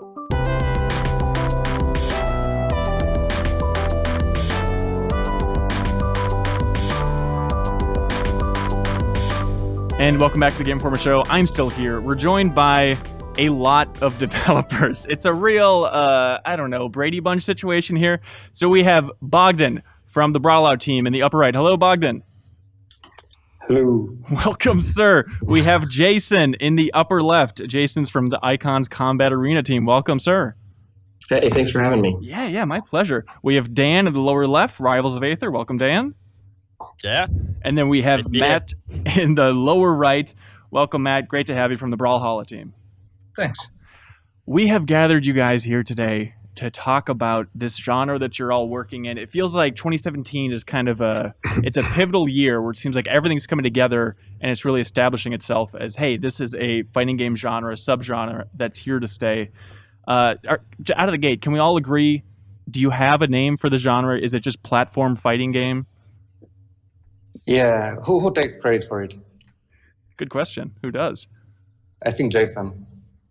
Oh, did I name the genre? I think so. Is that true, Jason? I think if we're going to do credit, I remember I got mad a couple of years back because another team, what was it? Air Dash Online was posting around that they took credit for the name Platform Fighter. So I told them to Google just the word Platform Fighter. And like the first thing at the time that came up was a thread that I made on Smashboards, which was platform fighters other than Smash. And I was like collecting a bunch of them to, because I was doing research on another game. So I remember like going onto their forum and I was like, did you guys come up with it? Did you really? But I don't know. I think that the term just works really well. I know we didn't actually use it much on Rivals. I saw it come back out when Wave Dash kind of came back to prominence. But I know that the Air Dash Online definitely, if anyone's going to claim it, it'll be them. They'll take credit for it. I think we've been using that term for a long time for the genre, just like within the community, as we've been talking about, like, what would we call this? But I think as more developers have creeped up that have started working in this space, we've started like actually applying the name and popularizing it. I don't think any one of us can necessarily credit for it. Okay, so it's not like the amount of hostility that's in there and maybe like the MOBA community constantly arguing about what the hell you even call that thing. It's like everyone's just roughly agreed, platform fighting game, that works for us. Yeah. It's better than Smash clone. Well, yeah, what do you think about that? I think that's a lot of people's first take. I'm sure every interview you guys do, or every time you talk about your game, they just say like, oh, is it just a Smash clone? Do you guys see that as an offensive way to characterize it, or what's your take on that summation of everything? Well, it depends who it's coming from. If it's coming from a player, then it's totally fine. If it's coming from like a well-known press, it's like, I don't know, unprofessional. Yeah. Every genre starts that way, right? Like FPSs, Doom clones, that kind of thing. I guess so. Yeah, so you just see it as like, years from now, that'll eventually die away, any sort of clone terminology? Yeah, thanks to everybody in this room. The platform fighter is kind of taken on as a term. I remember being called Smash clone in every interview, and it's kind of gone away. Yeah. Well, what is the evolution of the platform fighter? Where do you think it got its roots? What are the big milestones in the history of this genre? I mean, up until Brawlhalla and Rivals came out, it was, the genre was mostly defined by Super Smash Brothers, right? There was a handful of games that came out along the way that tried to kind of touch on it. You had TMNT Smash Up on the Wii. Who can forget? And who could forget? We also had the PlayStation All-Stars, which kind of took their own spin on it, where you needed, I see Dan's eyes got really big when I said that. You needed supers to get KOs instead of knocking players off the side. So there were little touch points along the way of like developers dipping their toes into it, but I think it was kind of this crop of new developers that came along, new studios that came along that really started to say, okay, this is not just a clone. This is not just something that we're copying Smash Brothers model. We're actually going to step out and make it a full genre. Yeah. Dan, why did your eyes light up with PlayStation All-Stars? I think for me, like as I'm a personal developer, a big step for me that I realized was how important the damage system is to the genre, or just to how Smash Brothers works in general. Because before I made Rivals, I made a bunch of different games, and I made it some like other platform fighters that were health based or had other systems, and they're just not as fun for me to play because like the way damage and knockback increases in Smash basically builds you not only a combo system, but it prevents infinites too. And as soon as you try like different solutions to health, you start to move away from Smash, which is fine if you want to make a different type of platform fighter. But I think that's why in Rivals we stuck really close to Smash's damage system because I really found that to be like the core. And I think all of our games actually use a damage with increased knockback, which we're seeing maybe kind of where Smash struck gold. I think they struck gold in a lot of different areas, but some of the things they hit became really important to how the genre is going to grow. Yeah, so not necessarily always percentage on the bottom. I think like Brawlhalla changes it up a little bit and stuff like that, but you always need to have that damage concept in there for it to feel satisfying. Yeah, just mostly for me is like to prevent infinites, because otherwise you're going to have to make a lot of designs to stop that other ways, and then you start to move away from kind of how combos feel in a game like Super Smash Bros. Melee. Yeah. Hey, this is the Do you basic. have, in go ahead. Brawlhalla, do you have any problems with walls if you corner your opponent? Or you always bounce? I guess I don't completely follow. So, in PlayStation All-Star Battle Royale, because you had the health system, you could just put your opponent in a corner and just keep hitting him until he dies. And I saw like in Rivals and Icons, you don't have any walls. But in Brawlhalla, you have some vertical walls. There are some wall combos that are truer than we tend to have not a lot of high damage combos. Things break pretty fast, so you do get combos that last a little longer off of the wall, but with the same kind of increased knockback with more damage, they break pretty fast. Mm-hmm. How's the sense of community? How much have you guys interacted? Is everyone kind of in their own island in a different corner of the world, or does everybody gather together at EVO or other competitions? Yeah, we met like at a few. We see Brawlhalla maybe at bigger ones like PAX, and we met Jason and then Super Smash Con. And for us, it's like super hard to go to the US for events, but they are always doing it right. Yeah, so the US obviously has kind of the biggest platform fighting like competitive scene. So if you want, you can be at an event like every month, something with a couple thousand players. So I've been seeing Dan at least like once a month for the last year. As we've been traveling to events, we've been demoing our game. He's been running tournaments for his, doing character reveals and all that.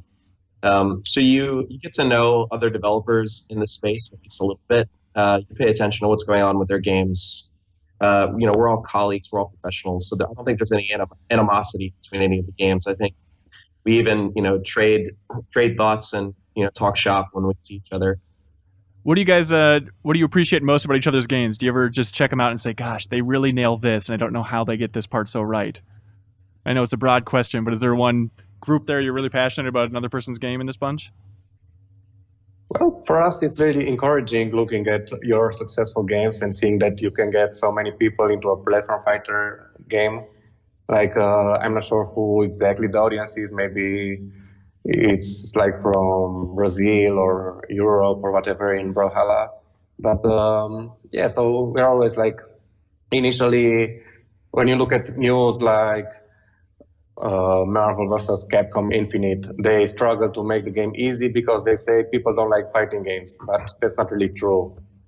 I mean, you always get new players pretty easy if you make a good game. Yeah, and what makes a good game? What do you think the community wants from this genre moving forward, or even right now with your games?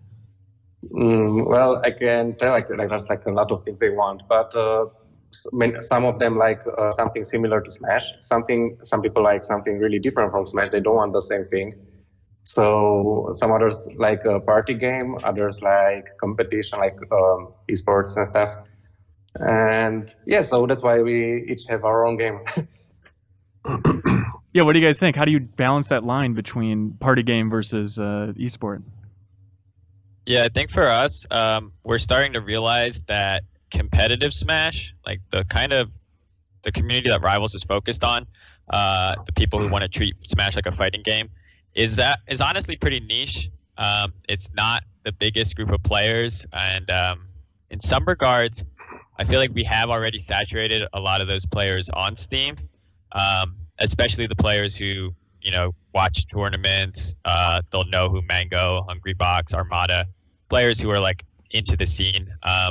When I go on Twitter, it's funny. I'll like see people arguing about Smash Brothers on some Twitter thread that some pro started, and sometimes I'll click to see, and I notice like pretty much everybody in that thread is already following me on Twitter. So then it's like, wow, these are the people I want to reach out to, but they already know Rivals, they already know what it is. So our big challenge for expansion is how do we get people who aren't as interested in Smash into it? And for us, it's almost like we're a lot later in the game than some of these other guys. So it's almost like we're kind of okay with that being a struggle for us, because just the people who are into Smash is big enough for us to be successful, because there's only 5 of us working on the game, and our measures of success are different.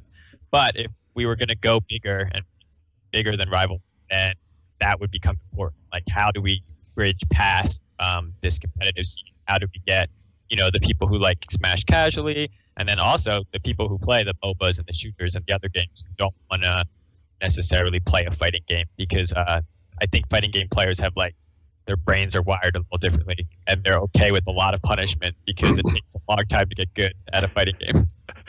Jason and Matt, have you found a different audience with the free-to-play route? Do you feel like that brings it beyond the Smash fans, the core Smash fans? I think we kind of started in the other direction and catered primarily to casuals and found that core that wanted to take it more competitive. So we kind of late in the game switched in more of the other direction and had to find, how do we build the skill ceiling into it? So to answer kind of the earlier question, that's one of the things that's really nice about having all of us is some of those people, like the core Melee fans, we're never going to completely scratch that itch. So we're glad there are people that are. Otherwise, they'd just be around frustrated at us. Yeah. You feel the same thing, Jason? I mean, so our game's going into beta shortly here, so we're not out there like acquiring users yet. So it's hard for me to speak to like who exactly we're getting in. We do know that kind of this hardcore competitive scene is a beachhead for us. It's an audience that cares about the type of game that we're making, because we hewed a little bit closer to Melee. However, we're taking it in that kind of like free to play on the PC direction also. So, we really pay attention to what these other teams are doing and the audiences that they're reaching. And we're trying to make sure that you'll be able to play our game competitively one-on-one and feel good about it, but you'll also be able to hop in and play like a silly 4-player free-for-all in our game and have fun too. So we don't fundamentally believe that you have to make the game like shallow to make it broad. I think as long as we're creating fun characters and fun environments for them to play in, and making a game system that people can have fun playing. I mean, people had fun playing Melee casually, 4-player free-for-alls for years. Just because the tournament scene exists doesn't mean that game system is inherently like narrow. Yeah, I mean, that's the thing. I mean, you just have this shining beacon on the hill of whenever in doubt, look to Melee. It's just the god that can't be topped. I mean, I think that there are certainly areas to improve, right? Like, I don't think that we are a straight up quote unquote Smash clone either. Yeah. But I think that our metric is like, let's take a look at each element in the game. And are we doing it either better or at least as good as Melee did or any of our competitors are, right? If we're not, like, we should stop and think about that. Because just copying something because it existed in another game is not necessarily the way to get to, a broader audience or to excite your audience to play your game. What about just that push and pull and that balance of, I mean, the character archetypes in Melee specifically, I just want to hone in on that. It's like they've become so iconic in the fighting game community. When you're trying to make a new character, what are those discussions like for all you guys about like, okay, is this going to be the Falco character? And then we branch it off from there. Like, just designing characters, is it impossible to start any place other than constantly referencing Smash? Yeah, I mean, we didn't do any of our characters based on any of the Melee or Smash characters. And we started off with Mortal Kombat and Castlevania, God of War, and Street Fighter. And when we went to Super Smash Con, like last year, like the first time we showed it in public, people came and said, "Which one is Fox?" Nobody. And stuff like that, like eventually, because you have like directional attacks both on the ground and in the air, and you have jab attacks, it's similar because you attack forward, you attack backward, and they're gonna say this guy is Jigglypuff because he has 5 jumps. Wow, it's not really the same. Yeah, I mean, for us. Oh, go ahead, Dan. For us, one thing that was funny for me for development is I noticed how small Smash Bros. Fans like their games that they know is by working on Rivals. Because initially when we designed characters, we did our whole element thing where we were like, all right, we want Fire to do this, and then we would on some characters we would pull from Smash because we wanted like a character to play a certain way. So for example, Zetterburn is basically our Spacey, and he plays a lot like Fox. And when people start out, we tell them like, hey, pick up Zetterburn if you play Melee because he'll feel familiar. So then people initially, when they saw the trailers, they were like, oh, this guy has this and this from Fox and this from Wolf and this from Falco. And they would like dissect the moves. And then I remember I saw people doing that on some of our trailers. So for one of our characters, Crag, I ripped an attack just straight up from Marvel vs. Capcom 2. It was like Juggernaut's heavy sweep where he like spins and smacks you with the back of his hand. And I was like, this animation's great. I'm just going to try to recreate it one for one. So I put it in the game, put it as Crag's forward tilt. And no one in the whole Reddit thread on our Smash Bros. Like said that attack was a ripoff of anything. Right? They don't even mention that. They're like, this is a brand new attack. It is so original. So for me, it's funny to think that like if we pull inspiration from Smash, immediately people are going to be like, no, like that's terrible. But if you pull it from literally anything else, the Smash fans at least will be like, that's such a good idea. So I just think that's fun from our fan base. But for us, we pull from everything. Like a lot of the original characters actually had like more from League of Legends than Smash Bros. Initially, just because I was playing League at the time and I was like, wouldn't this be cool to translate into like a 2D game from like a 3D game? So we take inspiration from all types of games. Yeah. I think one of the things I really appreciate, to go back to one of your earlier questions, one of the things I really appreciate about Rivals is kind of the way that Dan has explored the design space and how the characters in his game affect the terrain a lot and kind of modify the way that the world, you're experiencing the stage in the world. And I think there's some really cool stuff there, but even Dan, to the best of his ability, is still going to get dinged with, oh, well, that's, this character's forward tilt and this character's down tilt or whatever. And the reality is when you're working mostly with like bipedal fighters, there's only so many ways you can throw a jab. And so if you give a character a stomp or you give them a certain type of punch or whatever, people are going to automatically just connect the dots to something they already know. Right. So, you take a look at a character from our game. She's big green grappler fighter, and she's based very heavily on pro wrestling and characters like Zangief. But so that people see one move that's like, oh, she's got a stomp, she's Lady Ganon, right? Like they jump straight there. So it's always a hurdle that you're going to have to like kind of climb over as a developer working in this space because Nintendo owns so much of the mind share right now. But I don't know, Brawlhalla might have an easier time because they do so much weapon fighting, which I think is really cool also. But the reality is, like, I having met all of these developers, except for Pat here, I've met people from his team, but having met developers from all of these teams, like, you realize that these guys are all gamers. They draw inspiration from all over the place. Yeah. And there's an opportunity here to keep designing within the platform space and create brand new stuff that people haven't seen before. Matt, do you feel like Brawlhalla really stands out for the weapon usage that helps differentiate characters? It's kind of the opposite in a way. It's not common to think of the weapons as characters rather than the characters themselves. So it was kind of hard to get people in the space of thinking them as not all clones of each other, especially with the shared unarmed kit. Which I guess is a question I kind of have for you guys, if that's all right. What's the design process like coming up with the entire kit as a cohesive set? Yeah, I guess I'll hop in just because I know for us, like character, at least our movesets is like a big part of our focus. For me, we kind of have, it's when the game was originally just me and a composer. So all the designs are just coming out of me and there's really no one to stop me from doing whatever I wanted. So that's why like some of our characters, like Orcane was the second character we did, and he's the one with the puddle, and he like teleports to it, and he stands on it, and it does stuff, and then he turns into bubbles, and there's all this stuff going on, and it all ties into the puddle mechanic where he puts the puddle in the ground.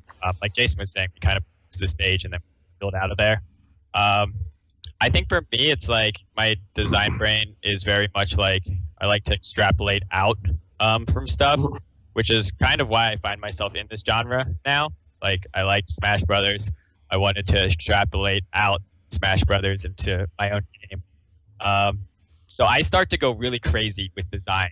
And now that our team, we have a couple more programmers. Our other programmer, Trevor, works on design. He actually did the design for Claren, who was our last character we released, who's a simpler sword character. So now on our team, there's this joke that anytime we have like a Dan design is when I go over the top and I try to connect like everything. I'm like the smash attack and the special, if you special first and then you do the smash attack and it all combines and it all like feathers out and you make this ridiculous character. And then I notice when I make a character, sometimes people online will be like, oh, I don't like the Rivals characters because there's too many gimmicks. They're not even, it's not like you're playing a fighting game, you're playing this gimmick game. So like that is what happens when I like go too far. It gets kind of key. So that's why we gave Trevor a character to make it simpler. But for me, I'm always trying to like make something that feels really new, but still has like the rules that we've established for Rivals. Because our Rivals, like our core engine, is actually simpler than Melee. Like we didn't even go as far. We don't have grabs, we don't have shields. But then on the special front and the attacks, where we like make all the characters unique. Yeah, Bogdan, is it tough to? Oh, go ahead. Can I ask you some questions? Like, how many of the moves are there because they're fun, and how many are really well thought out for the combos and for the utility?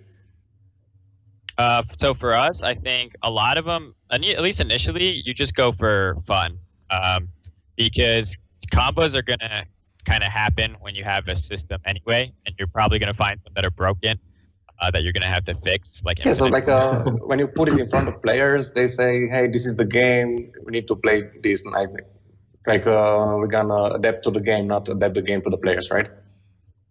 Yeah, I think the trick there is if you have a system that favors combos, then you don't have to think about them too early in character design because things are going to just come out. But if you have a game system where combos aren't very likely, then it can be a bit harder to force them in later. So I think for us, we are big fans of kind of top-down game design. So we've done some bottom-up, and we've given some talks about this at Super Smash Con, actually. Bottoms up is where you start with kind of mechanics, right? So when Dan talks about Zetterburn's kind of their space animal, we did something similar with Kid, where we had a space animal. We kind of started with mechanics, then we layered theme on top. But we really like to start at the top with like a theme and a big idea and a feeling we want to express. And then we work our way down into the specials kit and the unique like normal moves and those sorts of things. So to go back to Zana, she's a great example where we started with this idea of kind of a grappler, and we kind of started building a kit up from that, and it felt disjointed, like it wasn't working for us. And so our lead designer, Wes, grabbed the rest of the team and said, like, I'm not feeling this. It feels like kind of incoherent to me. I want to make this character feel like a complete whole. So we went back to the top and we said, okay, who is this character, right? So Zana is supposed to be this celebrity on her home world. It's like Ronda Rousey meets Taylor Swift, right? So we started with that and we said, okay, what's the personality? We wanted somebody who was like a showman and flamboyant, and we started really keying in on this cool, like WWE driven body splash and big command throw, all that. We ended up deciding that her command throw, her side special, where she jumped and she grabbed you, was going to be kind of the move that we did to get around. So you get like kind of the most emotional satisfaction from picking off that move. And so we wanted kind of everything to flow after that. And so then we started like putting pieces in place that made that part of the kit work. And then the rest of the kit kind of came together a lot easier and a lot more coherent because we started with what was that emotional core for the character. Yeah, Bogdan, is it tough to unify everybody, especially with your game in particular, where you're pulling in guest characters like the Hyperlight Drifter character and stuff like that? Is that tough to come up with a cohesive whole for just the batch of characters? So, like, I'm not really getting the question. Like, are you saying like if it's harder to do the moveset for the guest characters and to mix them with our existing ones? Yeah, I mean, also just art style and overall, when you're mixing and matching characters from other games, is it tough to make it one unified brawl-out style? No, like that's really easy because we pick the characters. So it's really hard to put Cuphead in because he's a different style. Or put, I don't know, Meat Boy. He's also like super hard. But like Hyperlight Drifter has his like huge sword and he's like a swordsman. And our next character fits in really well. And so for us, for the original characters, we picked like what they call a fighting game archetype. So we have like the grapplers, like Jason said, and then we have like a boxer that we mixed with like a Sub-Zero, and we have some freezing specials. And for the guest characters, it's even better because we just pick their signature moves, and then even if it doesn't make sense to have like a guy with a sword and shooting lasers, we can get away with it because even like we get like a shield similar to the Shine for Fox because Hyperlight Drifter has that. So when we put all that together, we get like all sort of fun gameplay mechanics. Yeah, Jason, are you? What do you think about that guest character strategy? I think that it's something that people kind of come to expect in certain veins of the platform fighting genre because Smash Brothers set the standard that like, hey, there's this diverse and eclectic cast that's coming together. I don't know that it's a strategy that Icons is going to follow anytime soon or at all. But I enjoy playing Ori in Rivals, so I'm glad that it exists. I think that as a studio, like we're really interested in continuing to grow our IP, and we've got like, I had a meeting yesterday where we were planning out like the next batch of characters, and so we've got all these like really huge ideas that we're enjoying, and we're just not at the point right now where we feel like the guest character like makes sense for us. But I think there's some huge opportunities for other studios that are working in this space to utilize that and do it really well. Yeah. In fact, if somebody can wrest Hellboy away from WB and put it in their game, I'm all about it. What you think on Twitter? Yeah, it's nice the fighting genre in general. Even, the big dogs out there like, Tekken 7 has Noctis from Final Fantasy. Just that everyone's so open to like, yeah, fighting game, sure. You don't need to craft a story around this character necessarily. Go ahead and have it. It's such a fun space to work in. Hey, Matt, with Brawlhalla, what was the biggest challenge of designing the game? What was the hardest thing that you didn't expect going into the project? Making a character base to begin with. We started with the design of every character uses every weapon, not really having character differentiation. It was kind of make your own. So even though it happened pretty early on, the right turn to now it's character based, now they have to stand apart as unique characters was kind of a catch-up process. And you feel like you guys got there? Yeah, I think so. And the sort of half compromise to it, I think, is kind of what makes it special. Yeah. Do you guys see that? Do you see a lot of fan base reaction just towards characters specifically? Like people like to have something with a clear personality that they can really grab onto. Like Dan, I don't know, who's the star of Rivals? Yeah, for us, I would probably say Orcane is like the fan favorite. He's like the orca dog that shifts into water.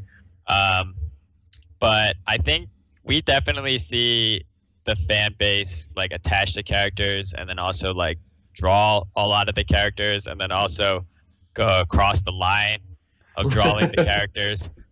We definitely see all of that, and that's cool because like we kind of when I was designing characters, like I was inspired by characters from Super Smash Brothers that I like.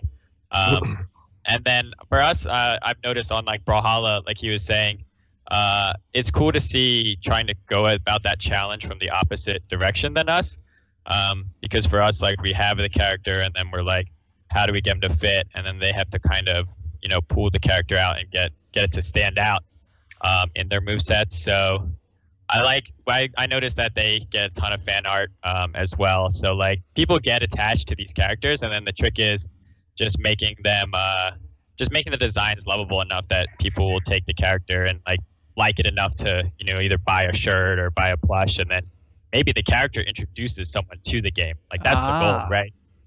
For example, at PAX one time, we had somebody buy an Orcane plush because her tag was Shark Kitty, and we had like an orca dog, and she was like, "This is so close to me that I want this." So she bought it without ever seeing the game, and hopefully maybe somebody else bought the game. So that's the goal of making is that people really like and can relate to. Yeah. Bogdan, with your work on the game, was there one challenge that really stood out to you guys? Because you guys have made so many games for iOS and mobile, and then developing this game, what's been the biggest hurdle to get over? Well, it was super hard, like developing the game after we showed it to the community. So we spent 2 relaxing years polishing it up nicely, and then we started the early access. And after that, we spent so much time just balancing the game. Like every week or every couple of weeks, we put out balance patches because it's in early access. And we have to constantly talk to the community and see what they want. And it's it is taking away development time, but it's super important, and we have to do it, and that's what makes the game great. Yeah, how's that process been for you, Jason? Talking to the community and getting so much feedback. I think that, developing out in the open, like we've been doing since basically we started Wave Dash, has been both very painful, but also added a lot of joy and given us an opportunity to do better things faster. Where we have shown off things earlier than most developers would, and we've gotten flack for it. But what we've been able to do is very quickly identify the areas where we needed to improve, and then devote resources to it at the right time to improve more quickly.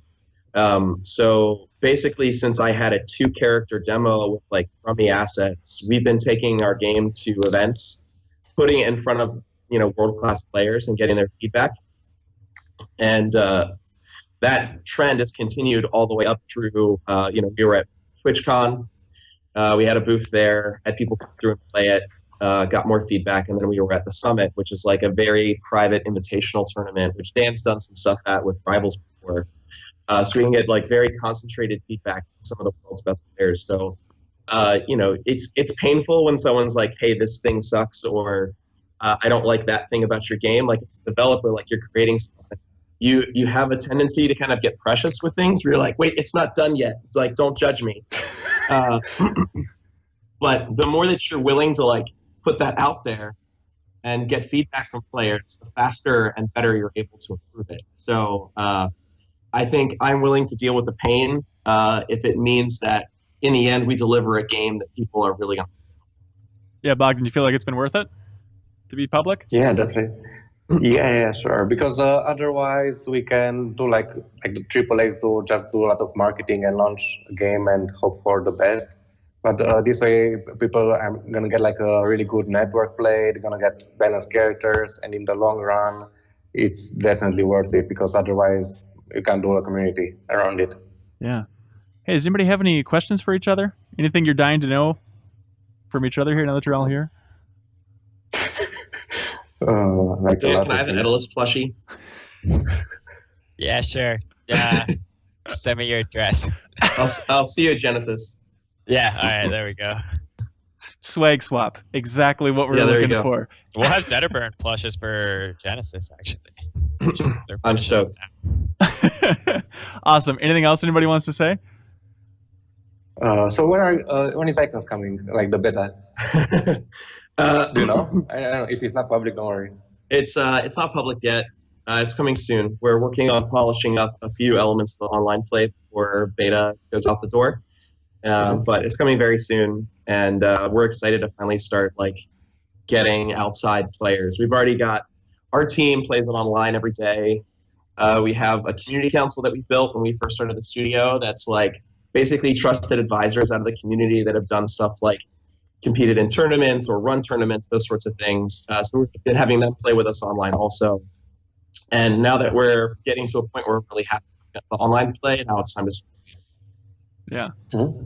Awesome. Hey, Dan, if people wanted to play Rivals, where would they go? Where would you steer them? Yeah, so we're available on both Steam and Xbox One. We're doing like DLC now, so the game's fully out, but we're adding characters. I would definitely pick the game up on Steam because that is where like 90% of the player base is, and just grab it on Steam. And then online tournaments, you can actually, we now have it in the game. You can like click a button and you can go find on Smash GG. We have once a month we have a big online tournament. It gets around 300 entrants, and then we also have some local events. So if you want to enter in Rivals, go to Genesis 5. That's in Oakland in January, and that should hopefully be our like biggest tournament to date. We already have our biggest prize pool yet at over $10,000. So definitely check out Genesis 5. Awesome. Hey, Matt, Brawlhalla, where should people go? Steam and PS4. What about the preference between those two? How are the different communities? Take your pick. Take your pick. All right, Bogdan, Brawlout. You guys are out on PC early access right now, right? Yeah, and we're launching on Switch. We're launching in less than a month. How's that I mean, going? the game it's been ready for a long time, like 3 weeks. Okay. But we need the final approval from Nintendo, and that's what's been keeping us working during the weekends. And it's been really hard. But we worked on so many new features, and the game is like got a ton of cool new stuff, or even for like single player modes and online modes. You can play like 4 Switch devices next to each other, like it's called like local multiplayer.